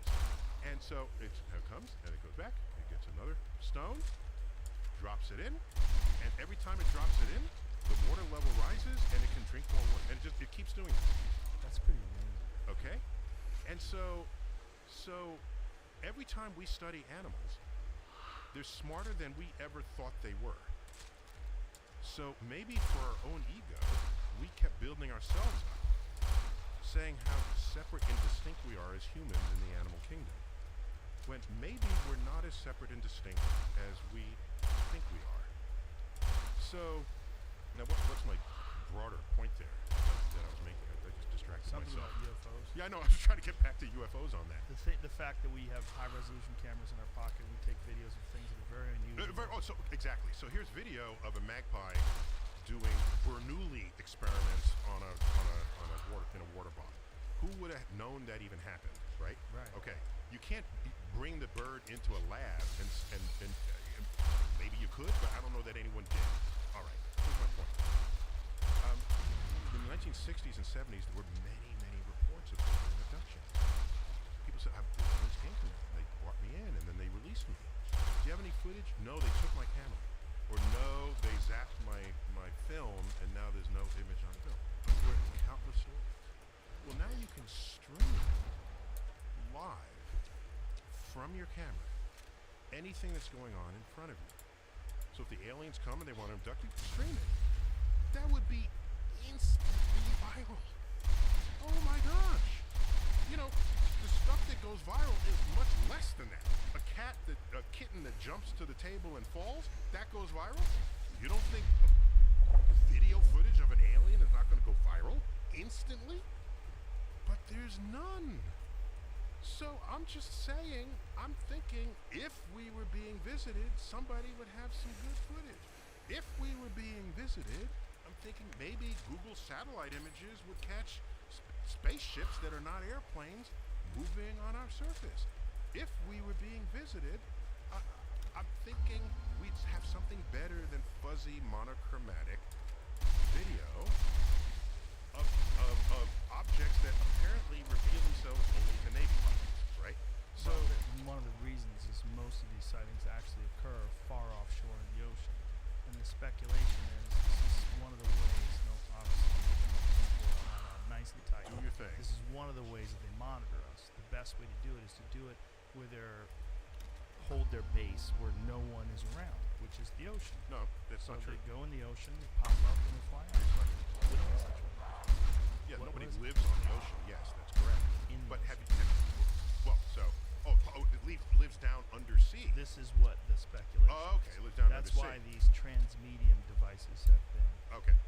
these transmedium crafts have been observed. If you are sure we are being visited by I'm definitely aliens not and sure. you don't actually have really good evidence, then you have to say that. Sure. Well, you know that You have to say that. You have to say, this is really happening and they're observing us and they're concealing themselves in this particular way. You have to say that. And so Right. that's your way to maintain your alien belief system by saying that. And I don't have a problem with it. Go get them. Mhm. Go get them. But all of what has been put forth as evidence for aliens, to me, is insufficient evidence to excite my interest, my research interest, in devoting time to finding it out. But it definitely has excited other people. I have not stopped them. I am not saying defund the military program on UAPs, which of course is just updated UFO. I Right? know they like to say that now Yeah, because that's- there's like a that's- stigma to No, UFO. yeah, I know. That's just that's a really transparent. Sneaky way of No, doing no, it. it's not even sneaky. It's actually, I think it's embarrassing. It's like maybe if we call them UAPs, People take them seriously. people will take them seriously. No, it's just I'm of the belief that they're probably akin to what we did on Mars. I don't think there's aliens. I have a feeling that these things occur. And I feel like if you just think about biological entities flying through the universe, like, why do that? Right. When you have sophisticated technology that's good enough right now from our like relatively primitive in consideration of what we think is possible a million years from now, right? But we could send that Mars rover around. We have a helicopter on Mars. I mean, there's multiple satellites flying through the universe right now taking images. We can do all that. yeah, but Why would our we- probes are not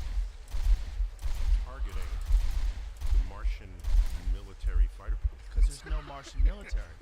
But if there were, we They're certainly just would. sitting out in the open. Right, but if we had something like, are you familiar with one of the most famous cases was a case with Commander David Fravor of the Navy, who encountered with one or two other jets off of the Nimitz. They encountered this thing that was shaped like a tic tac. Yeah. You know the Everybody story. knows. Yeah. The story. It went from, they tracked it going from 80,000 feet above sea level to 50 in less than a second. They had no idea how it moved. There's no visible propulsion system. It was blocking their radar. It was actively blocking tracking. This is what their This is- sensors Yes. told them. Exactly. Just be clear about it. And then You're stating information as though it is facts. I'm stating information as Commander I Fravor don't care. relayed That it. doesn't matter. He's human, and we're all human here. But I understand as a what you're saying. scientist, when you're presenting information, you don't say this thing was at 80,000 feet and it dropped to zero to sea level in 1 second, whatever it was to Yes. measure. That's the wrong way to report it. What you say is we have sensors that told us this is what I happened. understand what you're saying. Okay. Yes. That's a very important distinction. Yes. And so now, all right. Your first question then, tell me about the sensors. Yeah.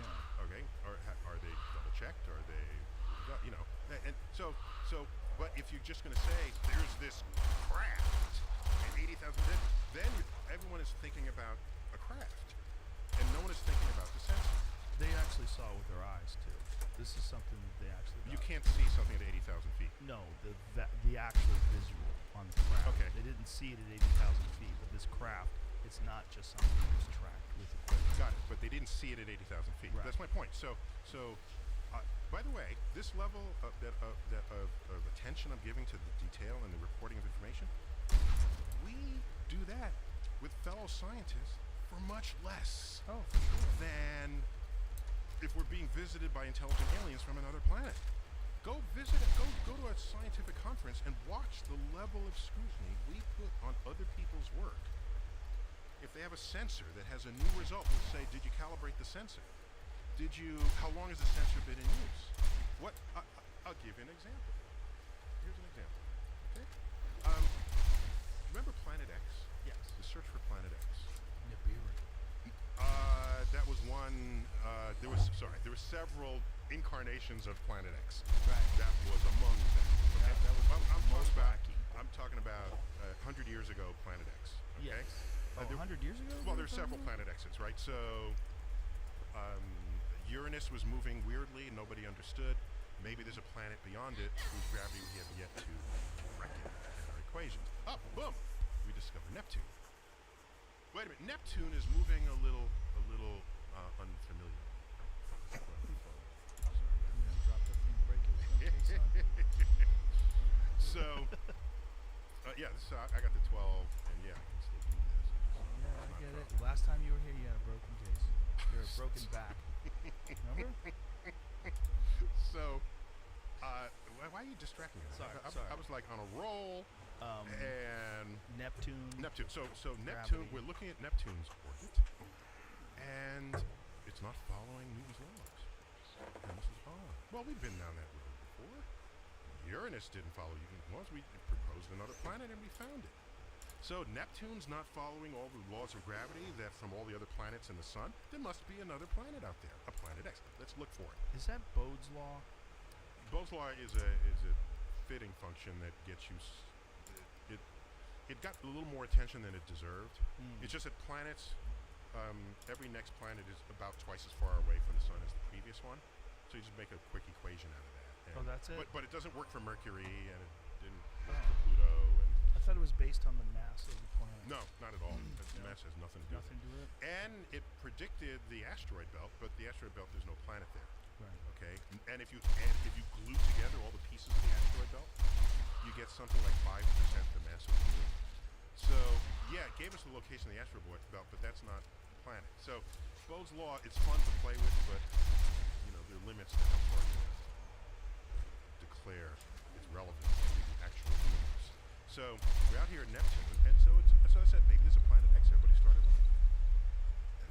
looking, including Percival Lowell. All right, back in the 1920s. And he said, I want to find planet X. because something's perturbing Neptune. So he sets out looking for it, and he doesn't find it. Then he hires Clyde Tombaugh, and he dies, so he doesn't see the results of this. Clyde Tombaugh said, I can't find it either. I will just systematically search everywhere. Because if you think something's affecting you gravitationally, you ought to have some idea where it is to be tugging on you in that way, right? That's not some kind of weird. It's like you're moving differently. Where must the thing be to tug on you so that you're moving in that way? No one could find such a planet X. So Clyde Tombaugh said, it's got to be out there somewhere. I will systematically image the entire sky, right? You got to do it on multiple nights, because if something's moving, you'd see it change from one picture to another. He does this, discovers Pluto. Was Pluto where Planet X was supposed to have been? No. Was Pluto the mass that Planet X should have been? Everyone assumed it was. But over the decades, the mass of Pluto got lower and lower and lower as our estimates got more and more accurate. Then we found out that Pluto is 1/5 the mass of our moon, made of half ice. And this is why Pluto got into trouble later in the 20th century. It's not because we had some vendetta against Pluto. Pluto just never belonged in that list to begin with. That's really how you need to think about it. Anyhow, there's still the matter of Neptune's orbit. Pluto did not have enough mass to make those changes. So the search for Planet X continued. So what happens? Right?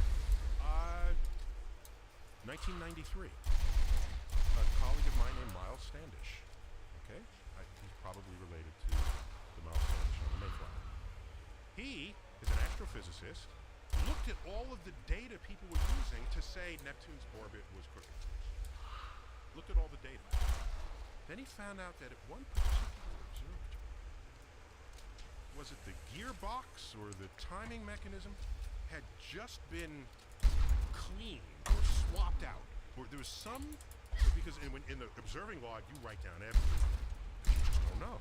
Okay, was there a glitch in the current? Was there a bird fly over? You make notes of everything. One of the observatories whose data was being grafted together with the other observatories had this sort of gearbox. I don't remember if it was a gearbox. It was some mechanical adjustment that was made. He said, I wonder if that had an effect on the positioning of this telescope. He removed those data from his analysis and fitted data to all the other telescopes that he had for the positions of the Earth, of Neptune. When he did that, Planet X evaporated in that instant. In that instant. There was no Planet X. All the other data, when he connects across, removing the data from the one where the observing log said they did something different,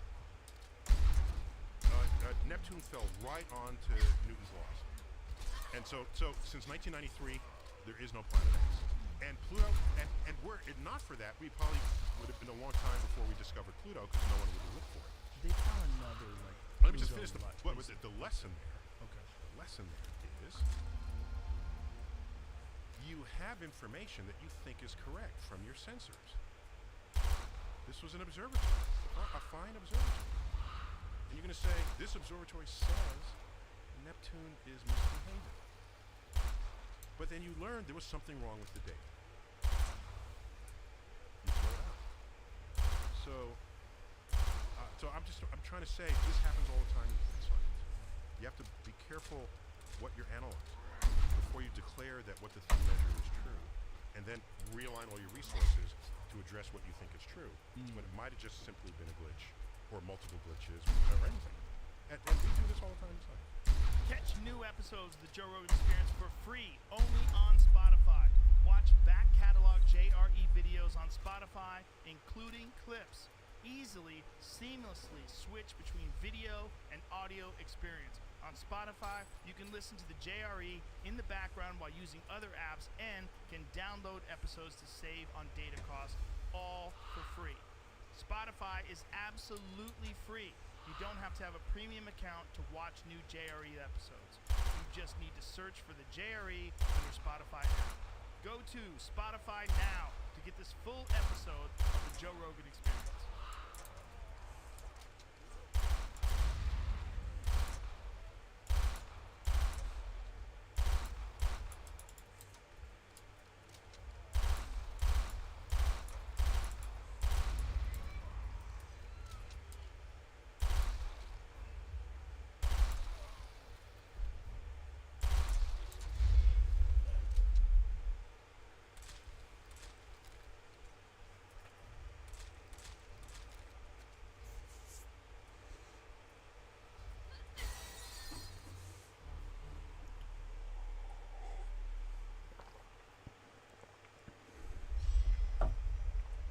Nice.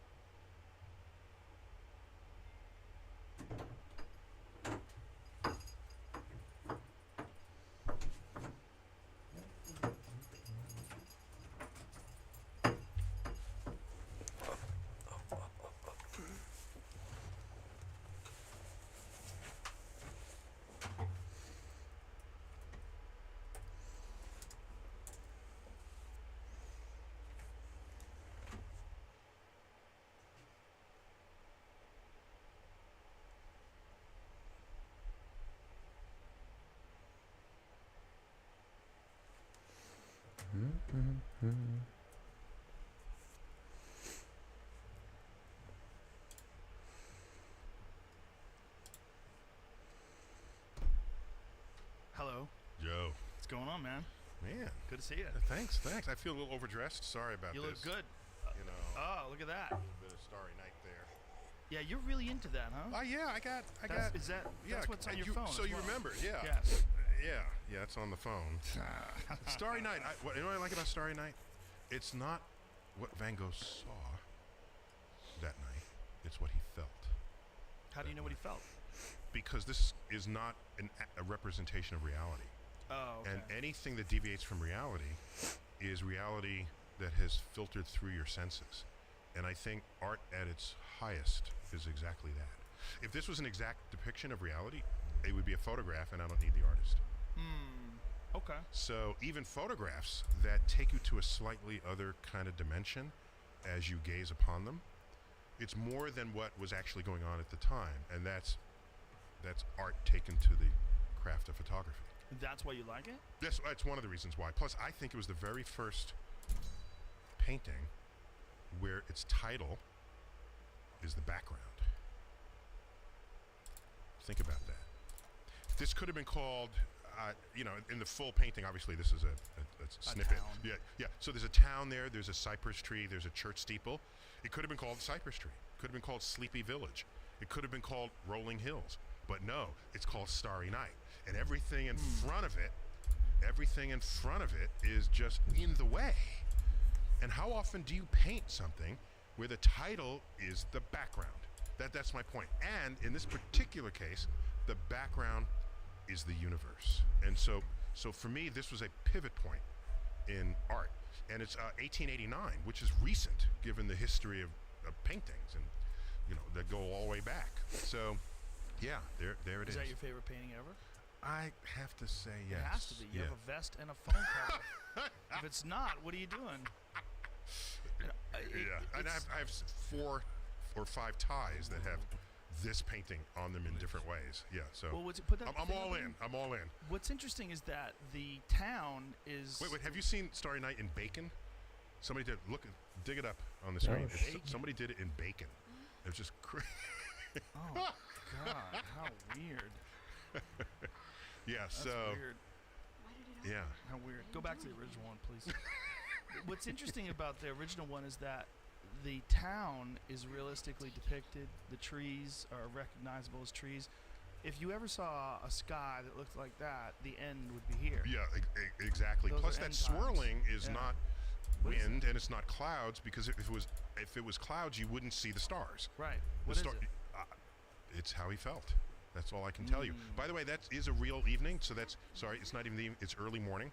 The crescent moon, when it's that orientation, means this is before sunrise.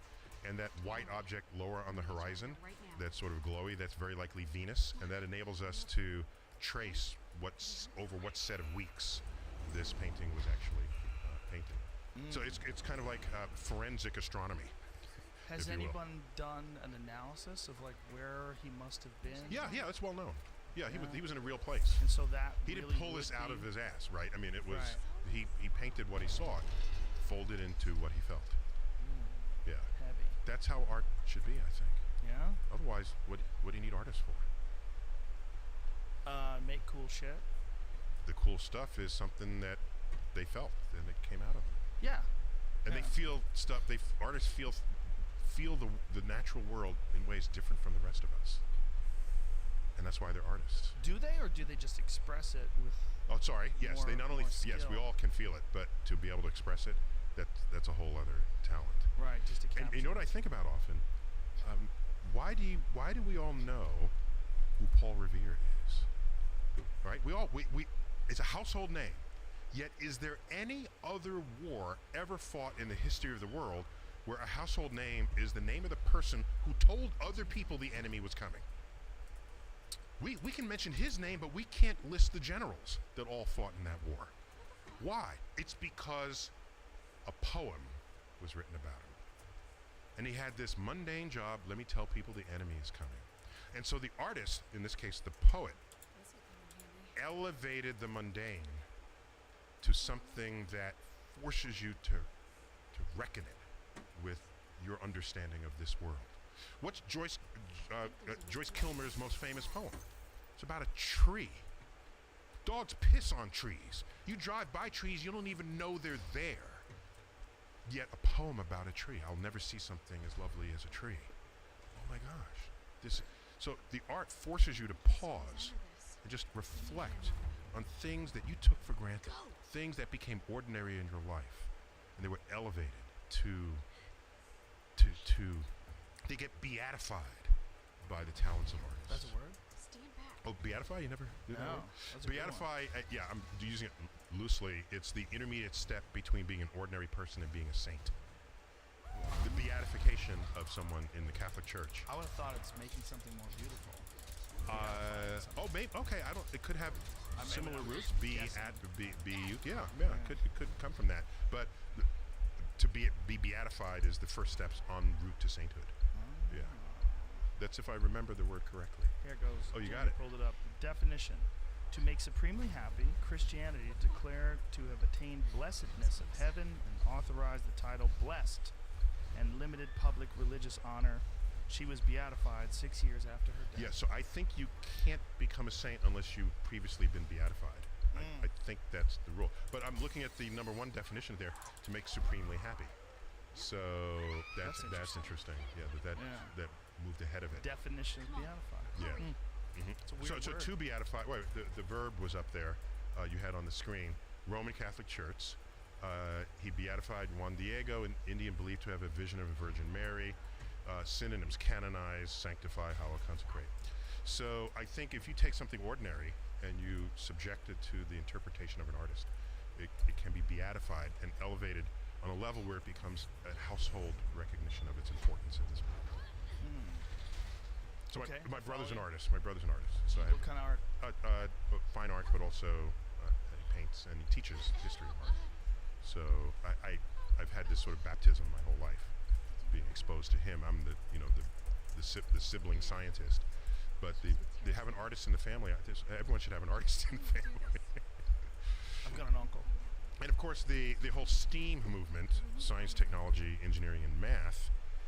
The artists got in there and say, wait, so the STEM movement, science, technology, engineering, math, they want to throw in the A to get art as part of that movement. Science, technology, engineering, art, and math. Change it from STEM to STEAM. It's a STEAM, so you get full steam ahead. STEAM is a better word than that. Well, they're both good words for what they need, but That just sounds like a bunch of awesome stuff.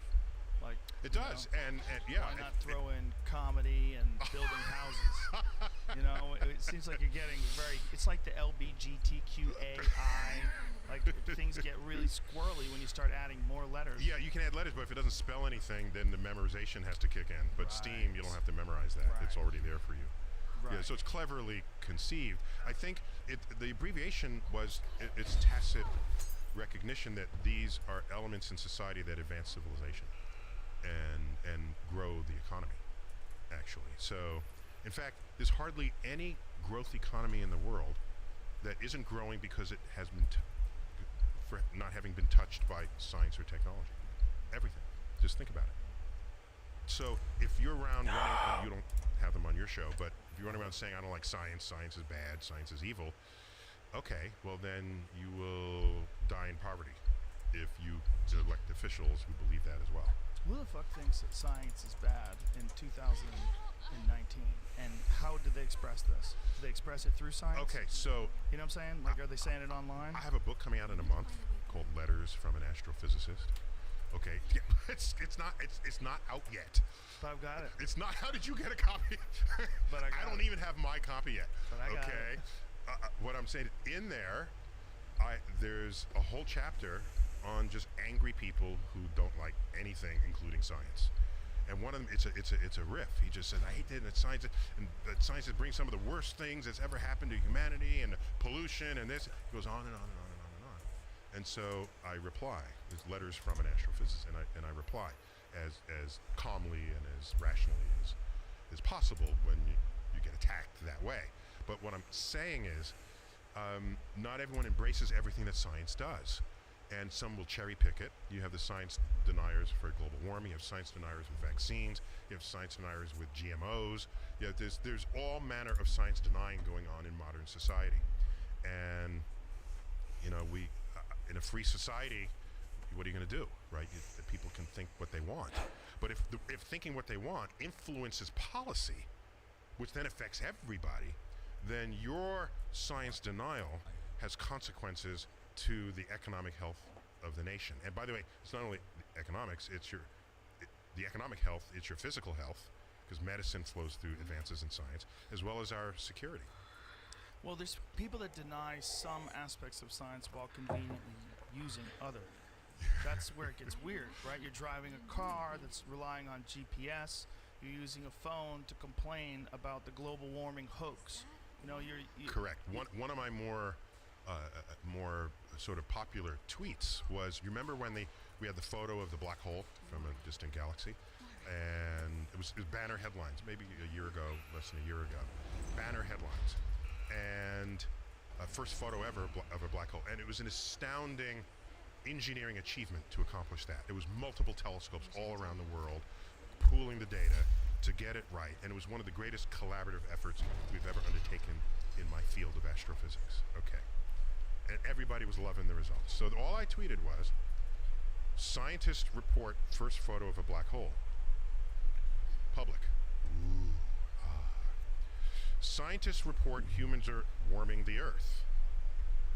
Oh, you brought it up. Okay. Scientists. We produced the first ever image of a supermassive black hole 55 million light years away. The response? Ooh. Scientists. We've concluded that humans are catastrophically warming the Earth.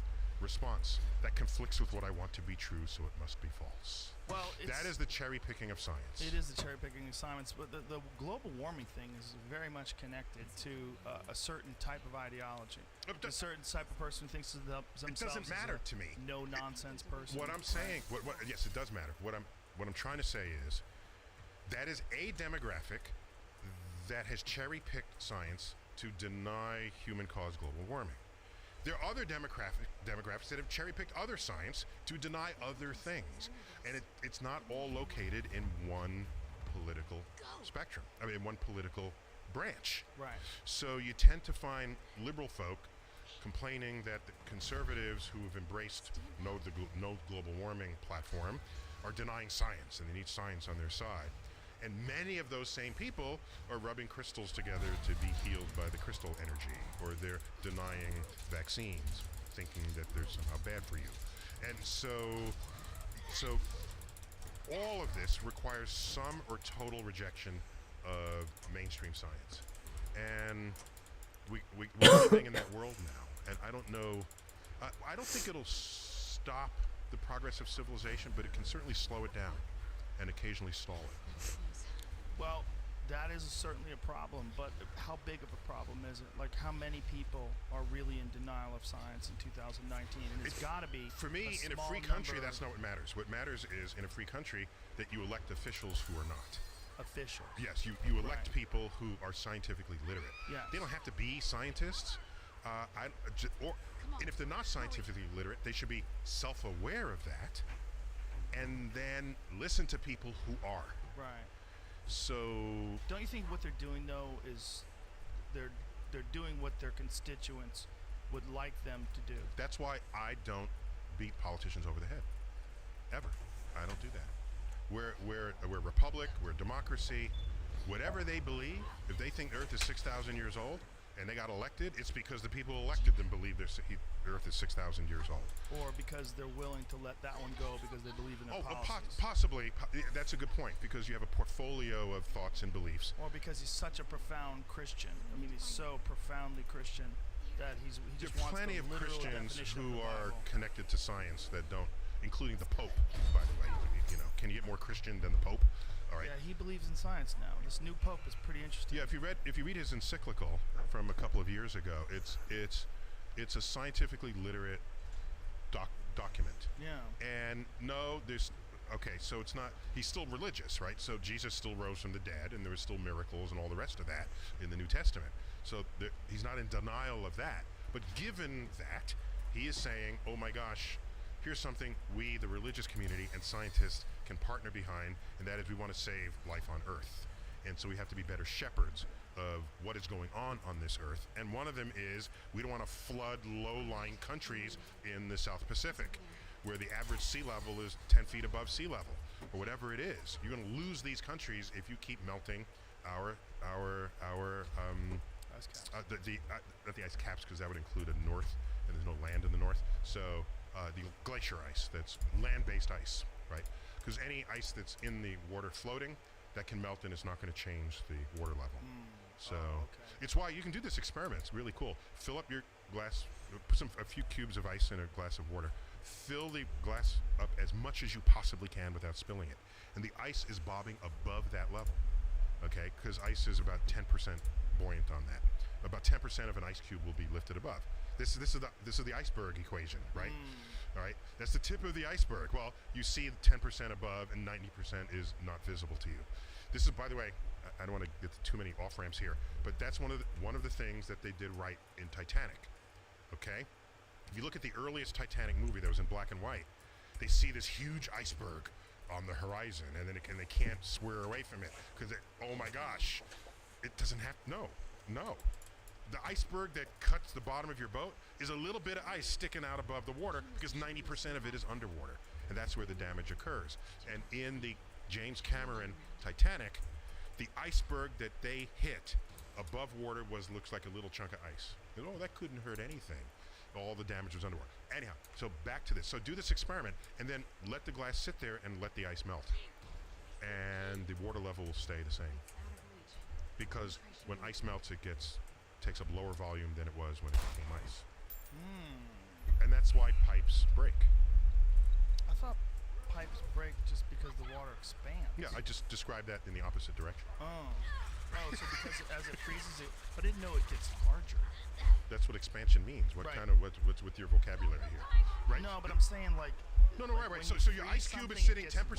Your ice cube is sitting 10% above the water level, and it melts and becomes water.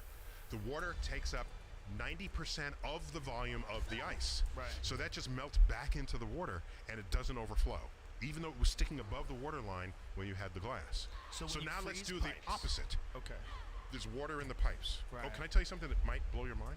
No. Sure. Is that allowed? I don't know. How many times is your mind? At least once a day. Yeah, at least once. You need your mind blown, okay? Here's how it works. Okay.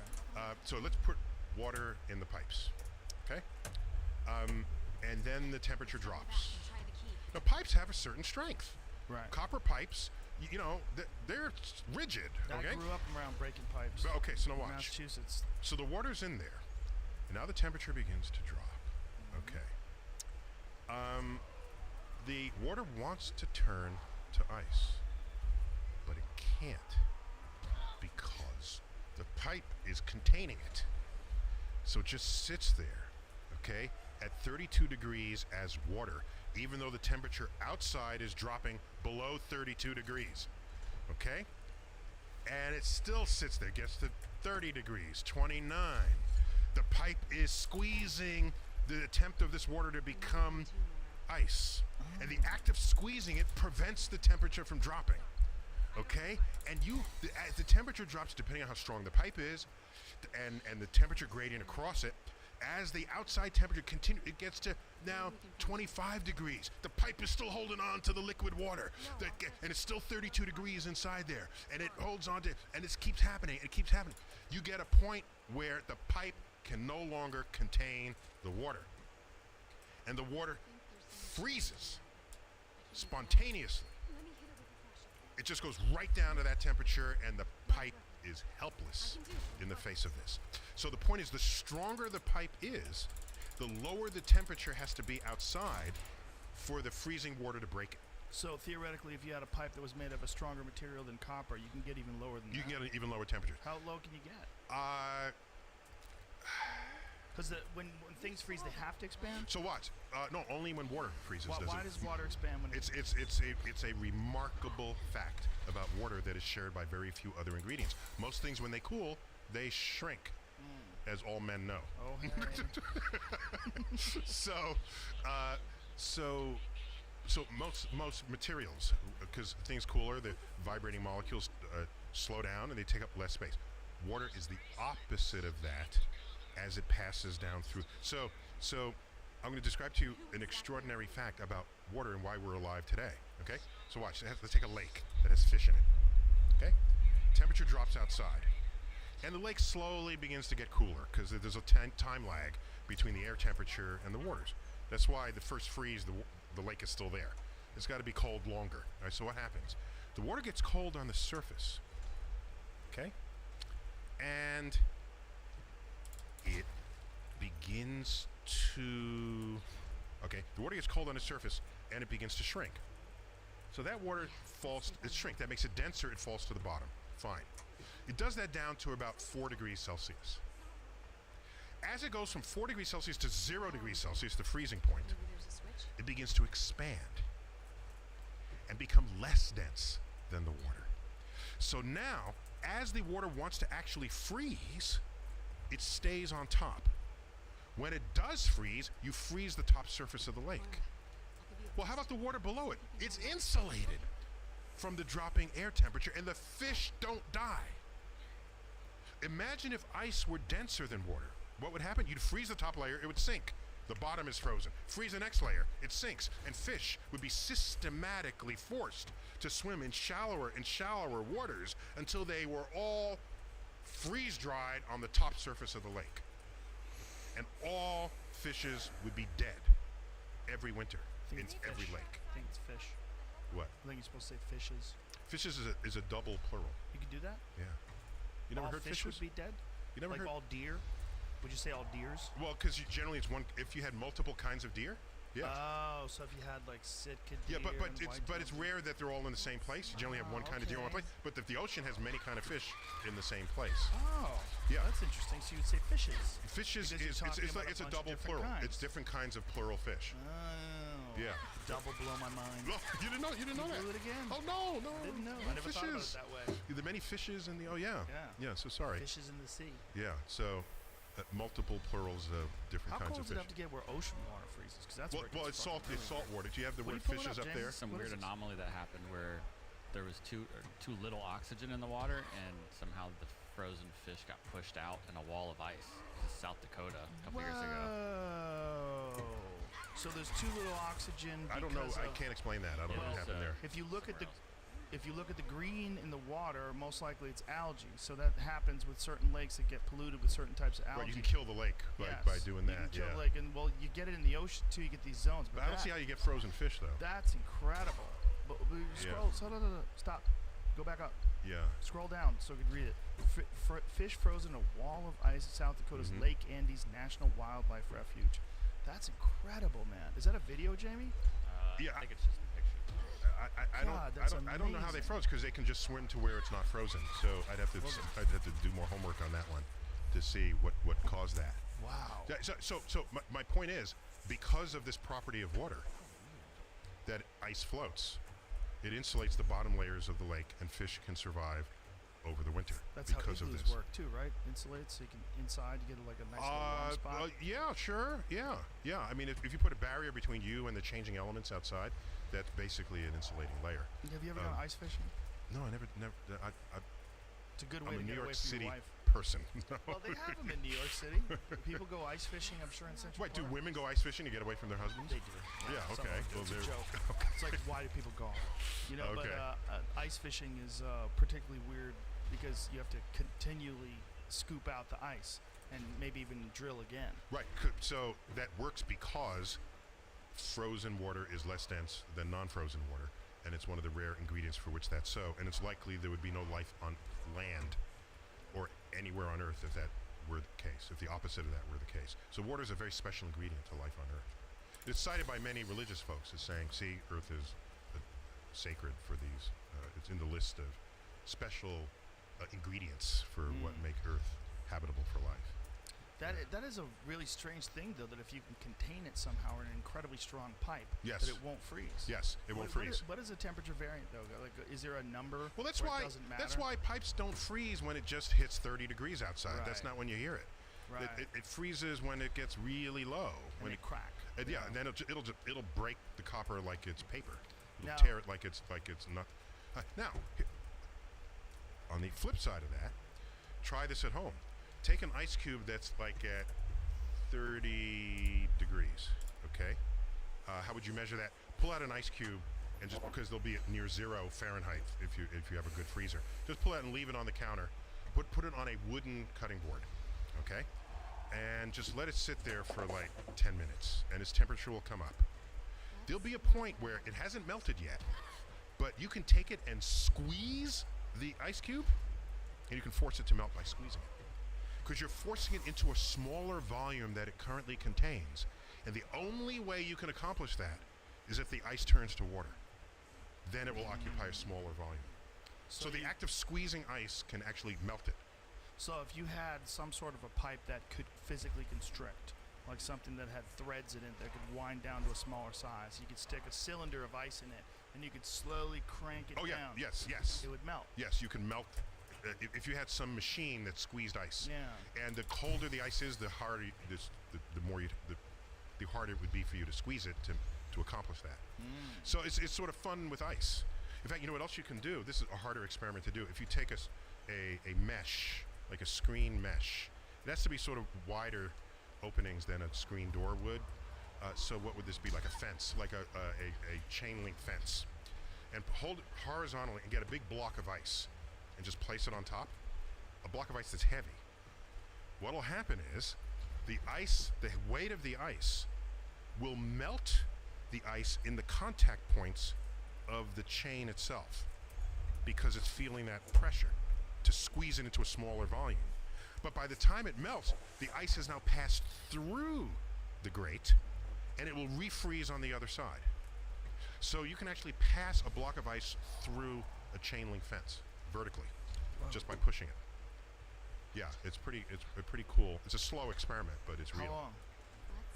I mean, it depends on the temperature of the 2 ice foot and block how much it weighs. Right. Because the pressure is what's.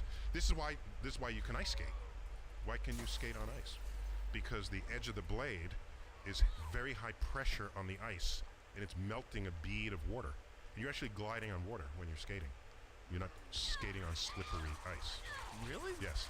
I thought you were just cutting the ice with the blade. Well, so the blade, have you ever seen a sharpened blade? It's not just flat. There's actually a concave cross-section to it. So each edge, the left edge and the right edge, is basically a knife edge. Okay? Not quite as sharp as a knife, but you can feel how it's sharp, so that when you lean on that edge, either your inner edge or outer edge, your entire body weight is being held up on a very narrow surface area of the blade. So the pressure is extreme. It's like, 1,000 pounds per square inch. You don't weigh 1,000 pounds, but you're not skating on a square inch, right? So you do the math on that, and what you can have is you will skate, and you're actually, what makes it so slippery on ice skates is because you're moving on a bead of water that freezes right behind you as you go past it. Dude. Yeah. So it's possible for ice to be so cold you can't really skate on it, because even that pressure is not enough to melt it. How cold would it have to be? That last I did a calculation, was really cold, like tens of degrees below zero. How does dry ice work? Oh, it's just frozen carbon dioxide. That's all. Oh. So here's the difference. You have a block of frozen H2O and a block of frozen CO2. So there they are. It turns out the air pressure on Earth is high enough, at sea level, is high enough to allow the ice to melt and sustain a liquid state.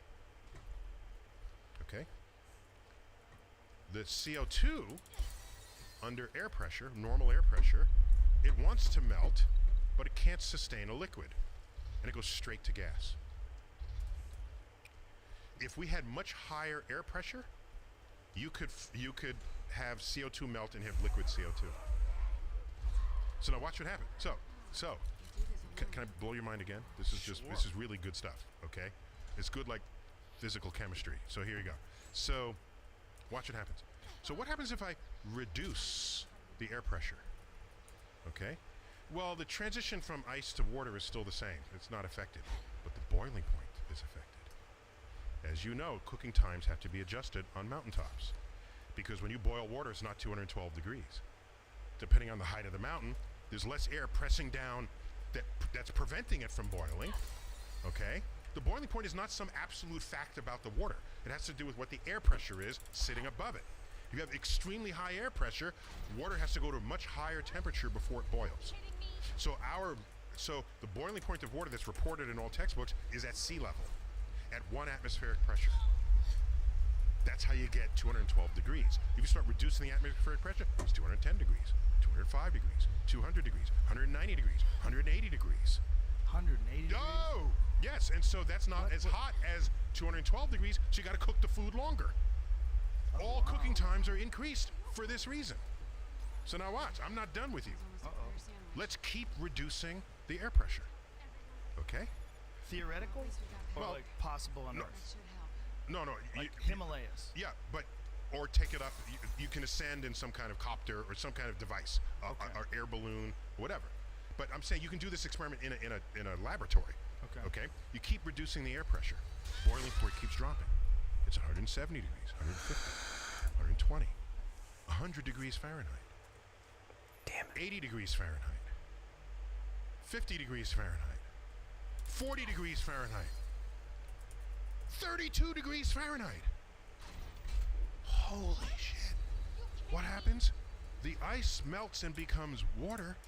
The water evaporates and becomes steam, and all of that's happening at 32 degrees. There is an atmospheric pressure for which water, ice, and steam coexist, and it's called the triple point of water. And all ingredients have a triple point. Wow. What is the And atmospheric pressure? Mars is very close to the triple point of water. So you can have a simultaneous bath in certain regions of Mars. A simultaneous bath, because the air pressure is so low. It's like 1/100th Earth's air pressure. It's very, very low. So you have a place where a pot of water, ice cubes, and steam are coming out all at once. It's at the triple point. So here's the lesson here is we live life in our world at 1 atmospheric pressure, at 1 room temperature, atmospheric pressure, and we define what is normal based on that life experience, based on how our senses interact with that environment. But the actual universe is far freakier than what our senses are exposed, our 5 senses are exposed to on Earth. What did you think about Elon Musk's idea about nuking the poles of Mars in order to make it warmer? Yeah, so some of these are kind of pie in the sky ideas, Right. but let's get to what he's trying to get at. Yeah. What you want to do is you want to introduce warmth, you want to block the ozone, you want to block the ultraviolet so that you can protect organic life. All right, so we have an ozone layer, it's the 3 oxygen atoms, O3, and ozone likes ultraviolet light. So ultraviolet light comes from the sun and gets eaten by ozone. Gets eaten.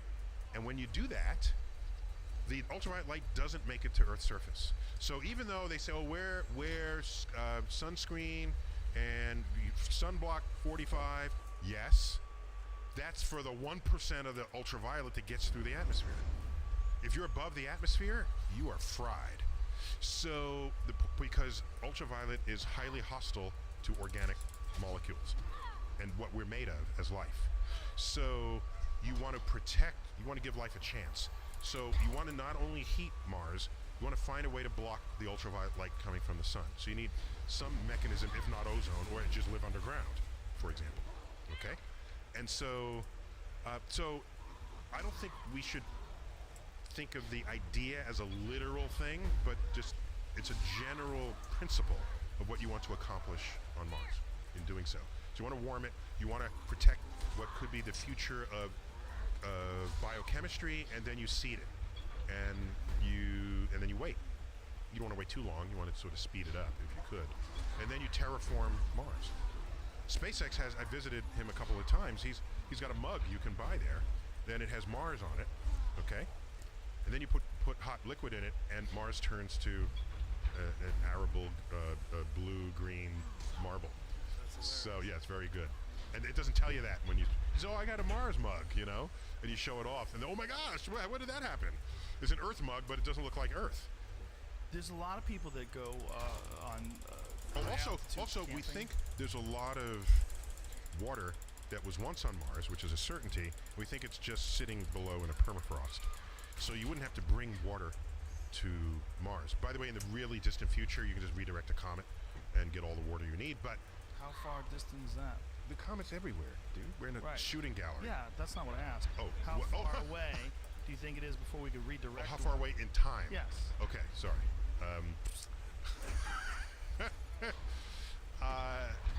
We know how to do it, but there's no real incentive. So there's no funded engineering plan to do it, but we know how to do it on paper. We know how to do it in a conceivable way. Oh yeah. So first of all, it happens with or without us, because we are in the shooting path of countless thousands of asteroids and comets. So what you would do is you'd find one that's headed close to us anyway, in the 7th orbit down the line or the 100th orbit down the line, and then you'd slightly deflect it in such a way that it would then collide with Mars or even Earth if you wanted. Earth needed some more fresh water. Yeah, I heard that there's a possibility. But the problem is, if something really big that would fill lakes if that collided with Earth, that would just be bad for life on Earth. Because it's a spontaneous deposit of energy that can change the climate and do it. So you want to do that on a planet that you're trying to terraform. Isn't that the speculation of how water got here in the first place? So the jury's still out on that. There are tags in the oceans, in the water molecule, that tell you that the water must have come from more than one source. So that's what's confusing things. We want it to be a simple thing. It all came by comets, or it all came from inside the Earth through volcanoes. Volcanoes emit lakes, and historically, lakes and oceans worth of water just out of their calderas. So the problem is, as we say in science, overdetermined. There's plenty of comets to have delivered all the water. There's plenty of water that could have come out of volcanoes to give us all the water. So, but in the oceans, it's clearly a mixture, and so the final word is still out on that. What do you think about what's going on in Hawaii now with the protesting of the building of this largest and latest telescope? Yeah, it's the TMT 30-meter telescope, which would be the largest ever by far of any kind of telescope. The history of astronomy is one where bigger telescopes become bigger buckets to collect light. That's the only telescopes today are the same as telescopes when they were invented. They're just bigger. Right? The principle behind them is bigger because what they're doing is simple. All you're trying to do is get as much light as possible. The more light you get, the dimmer is the object you can detect, and the farther away is the object you can see. And so for every generation of new large telescopes that have been built, it has increased and deepened our understanding of our place in the universe. So that's the background. The proposal is for a 30-meter telescope, largest ever, on the big island of Hawaii in Mauna Kea, where there are other telescopes there. That's where the Keck is, right? Yeah, I think it's where the Keck is. I think they sited it in a place that's sort of tucked behind most sight lines to it, but that's not so much what's important here. It's that the native Hawaiians, from what I've read, view the mountain as a sacred place, and so to put a telescope, yet another telescope there, becomes sort of invasion of sacred land. And so yeah, there's a standoff. Last I looked, I mean, people protesting in the streets, and there's some native Hawaiians who embrace this because it means jobs, high quality jobs, engineering jobs, because you got to build it, you got to maintain it. There's an entire supportive infrastructure for that means jobs, and it's done in collaboration with the University of Hawaii, and all the other telescopes are partnered with the University of Hawaii, where people are educated there. And so at the end of the day, Oh my god. you have to ask, well, how are you going to make decisions going forward? Mega Are you speedrun. going to make them democratically? Hell yeah. And you take a vote, or do you want the natives to And be podcast the enjoyer, deciders of of their course. own fate? And is that democratic? Okay, so the natives vote. Okay, Or is it the few people who are protesting? Do they win the day? I mean, it's complicated, and it's very there are a lot of nuanced issues going on there. There's a branch of thinking that the United States government and normal municipal leaders have no authority over it. There's some who claim that this is native Hawaiian property that does not belong to any municipal entity of the U.S. government, so therefore even state representatives have no say, right? So there's a lot going on there, okay? But if I were to weigh in, this is how I would do so, okay? I would say first, I think what should happen is, I don't know if they even have, if the infrastructure, I don't know how the system is set up, but if they could set it up this way, if the mountain is viewed as sacred by the natives should have entire say of what happens to the mountain, okay? That's how I think that should be. So now, what you want to make sure is that whatever decision gets made and voted upon by the natives, that is fully informed.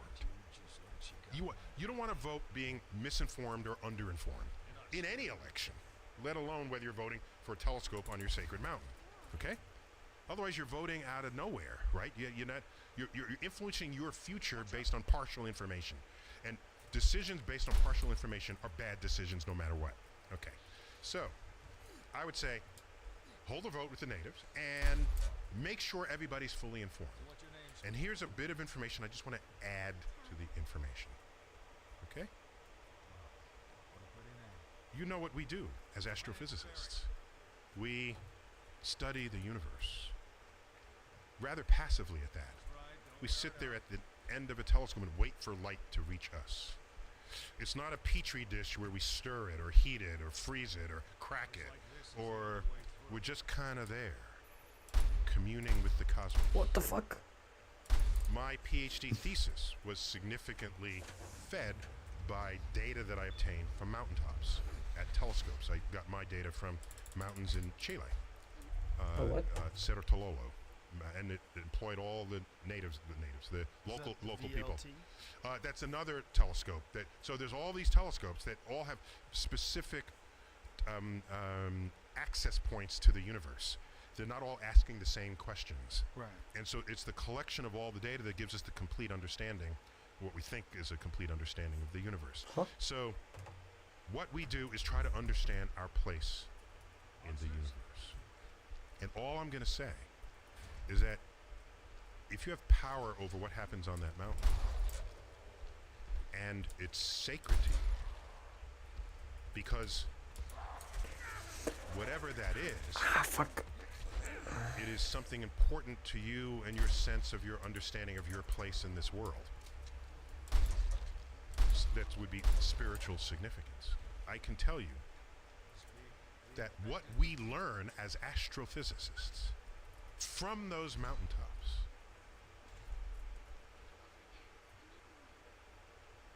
gives us a deeper understanding of who and what we are in this universe. So I would say that whatever is your concept of God, be it the creator of the universe, the spirit energy that pervades all of space and time, whatever is your concept, the discoveries of astrophysicists bring you closer to it.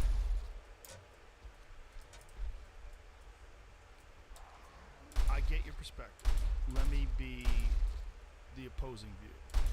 They feel. No, I'm not trying to. No, I know you're not. This is just information. Okay. This is information, and I walk out of the room, and then you all vote, right? I'm not, we believe in democracy here and majority rules. That's kind of a good thing. It's kind of worked, right? But if it's not majority rules, I don't know how they're going to make decisions. But let's say, invent a future where the natives vote.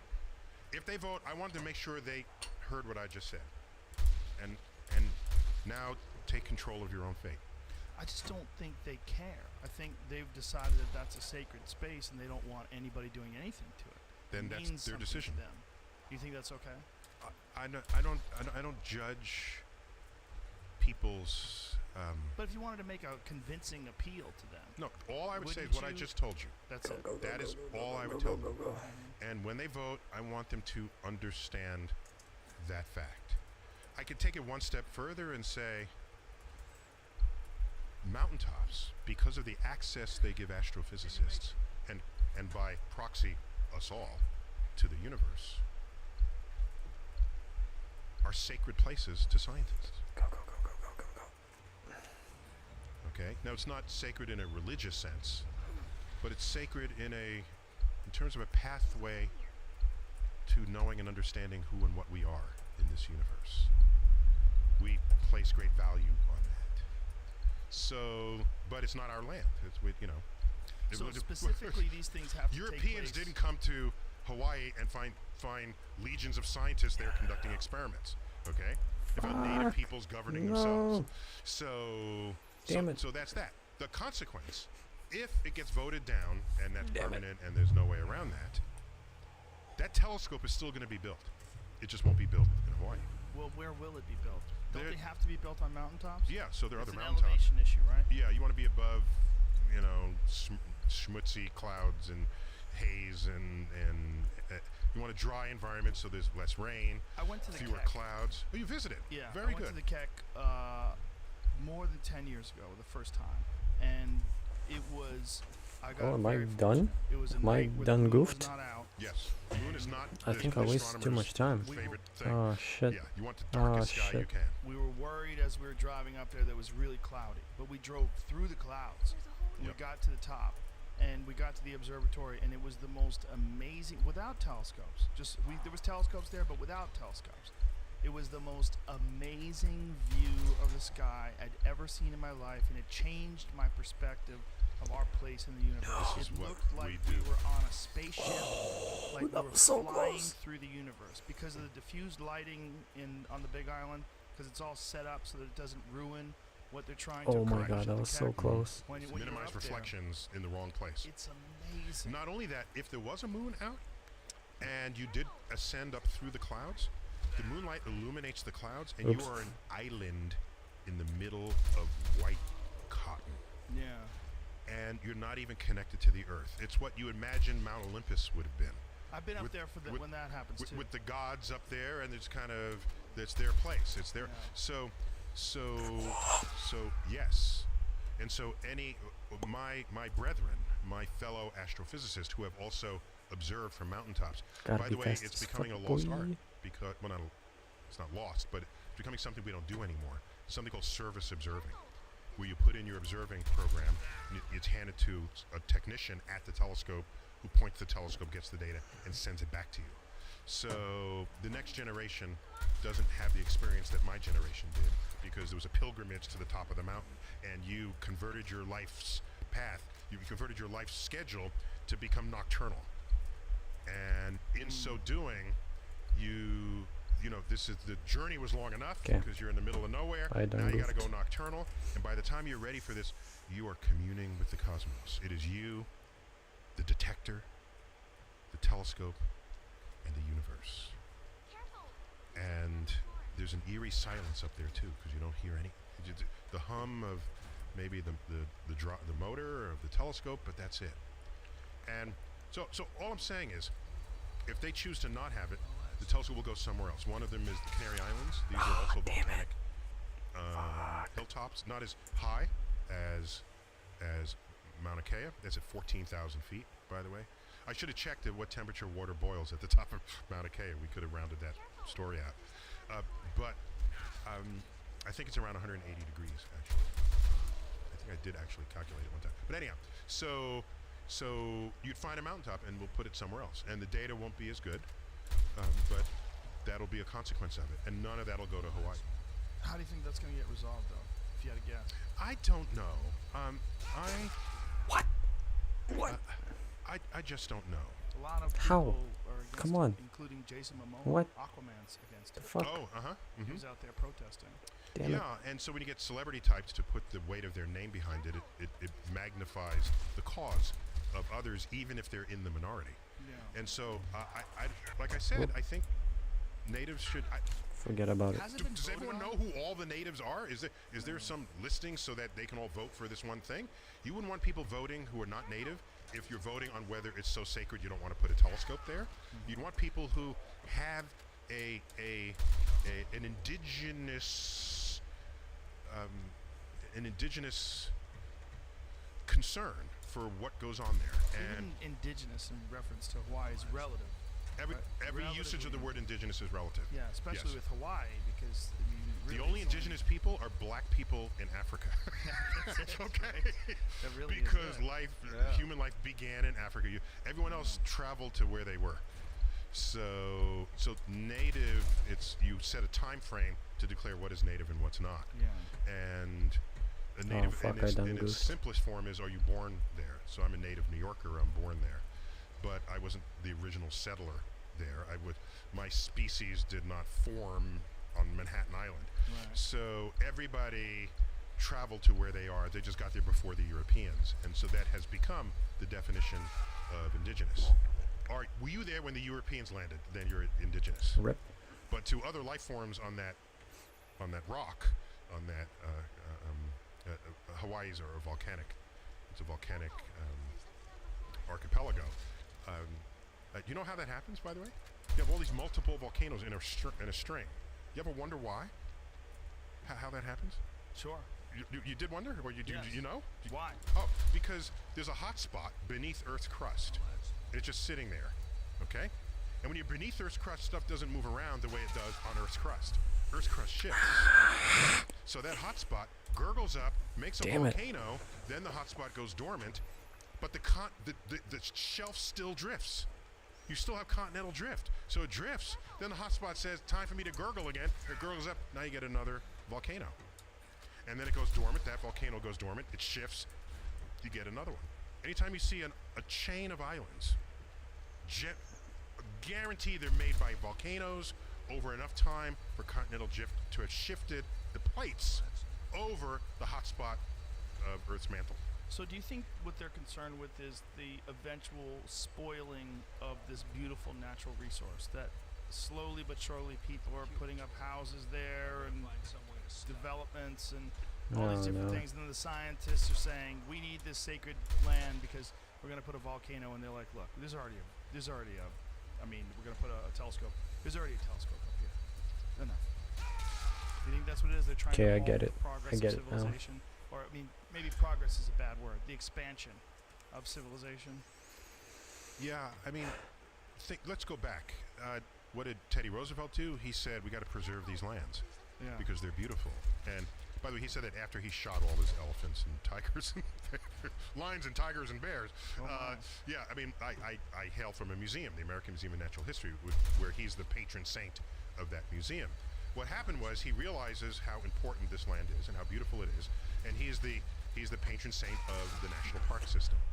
So that's the secular version of sacred, right? Fuck. We don't say it's sacred, but we've all decided as a community that we care about these lands, and you don't want to drill on it. You don't want to put housing. Was it Lyndon Johnson's wife, Lady Bird Johnson, who said, our freeways that we're so carefully building after the Second World War, the Eisenhower Freeway Project, okay, the interstate system, is this is our country. We want to keep it beautiful. So certain stretches of it, there are no billboards. Billboards would change your relationship to nature. So certain stretches of interstate are secularly sacred, if I can say that. So I remember visiting Australia, and there's the famous rock in the out in the outback, the Uluru. Please help me get my correct pronunciation of this. Uluru.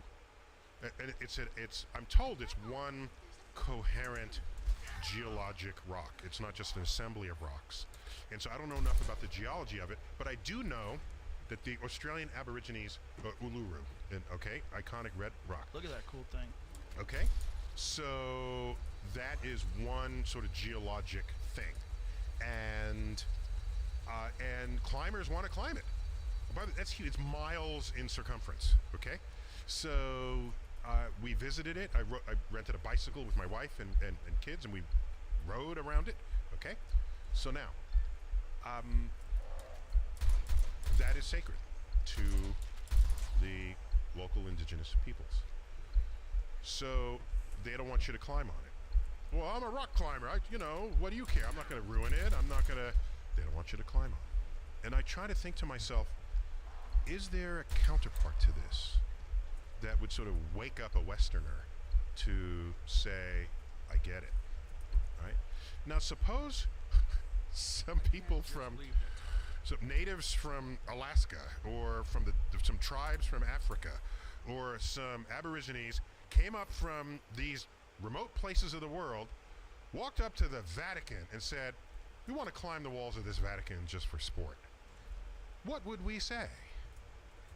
We want to climb the walls of St. Paul's Cathedral in downtown London. What would you say no? Yeah, but are those comparable? I mean, these are Wait, human hold on. constructions. We want to rappel down the Tower of Big Ben. You're going to say no.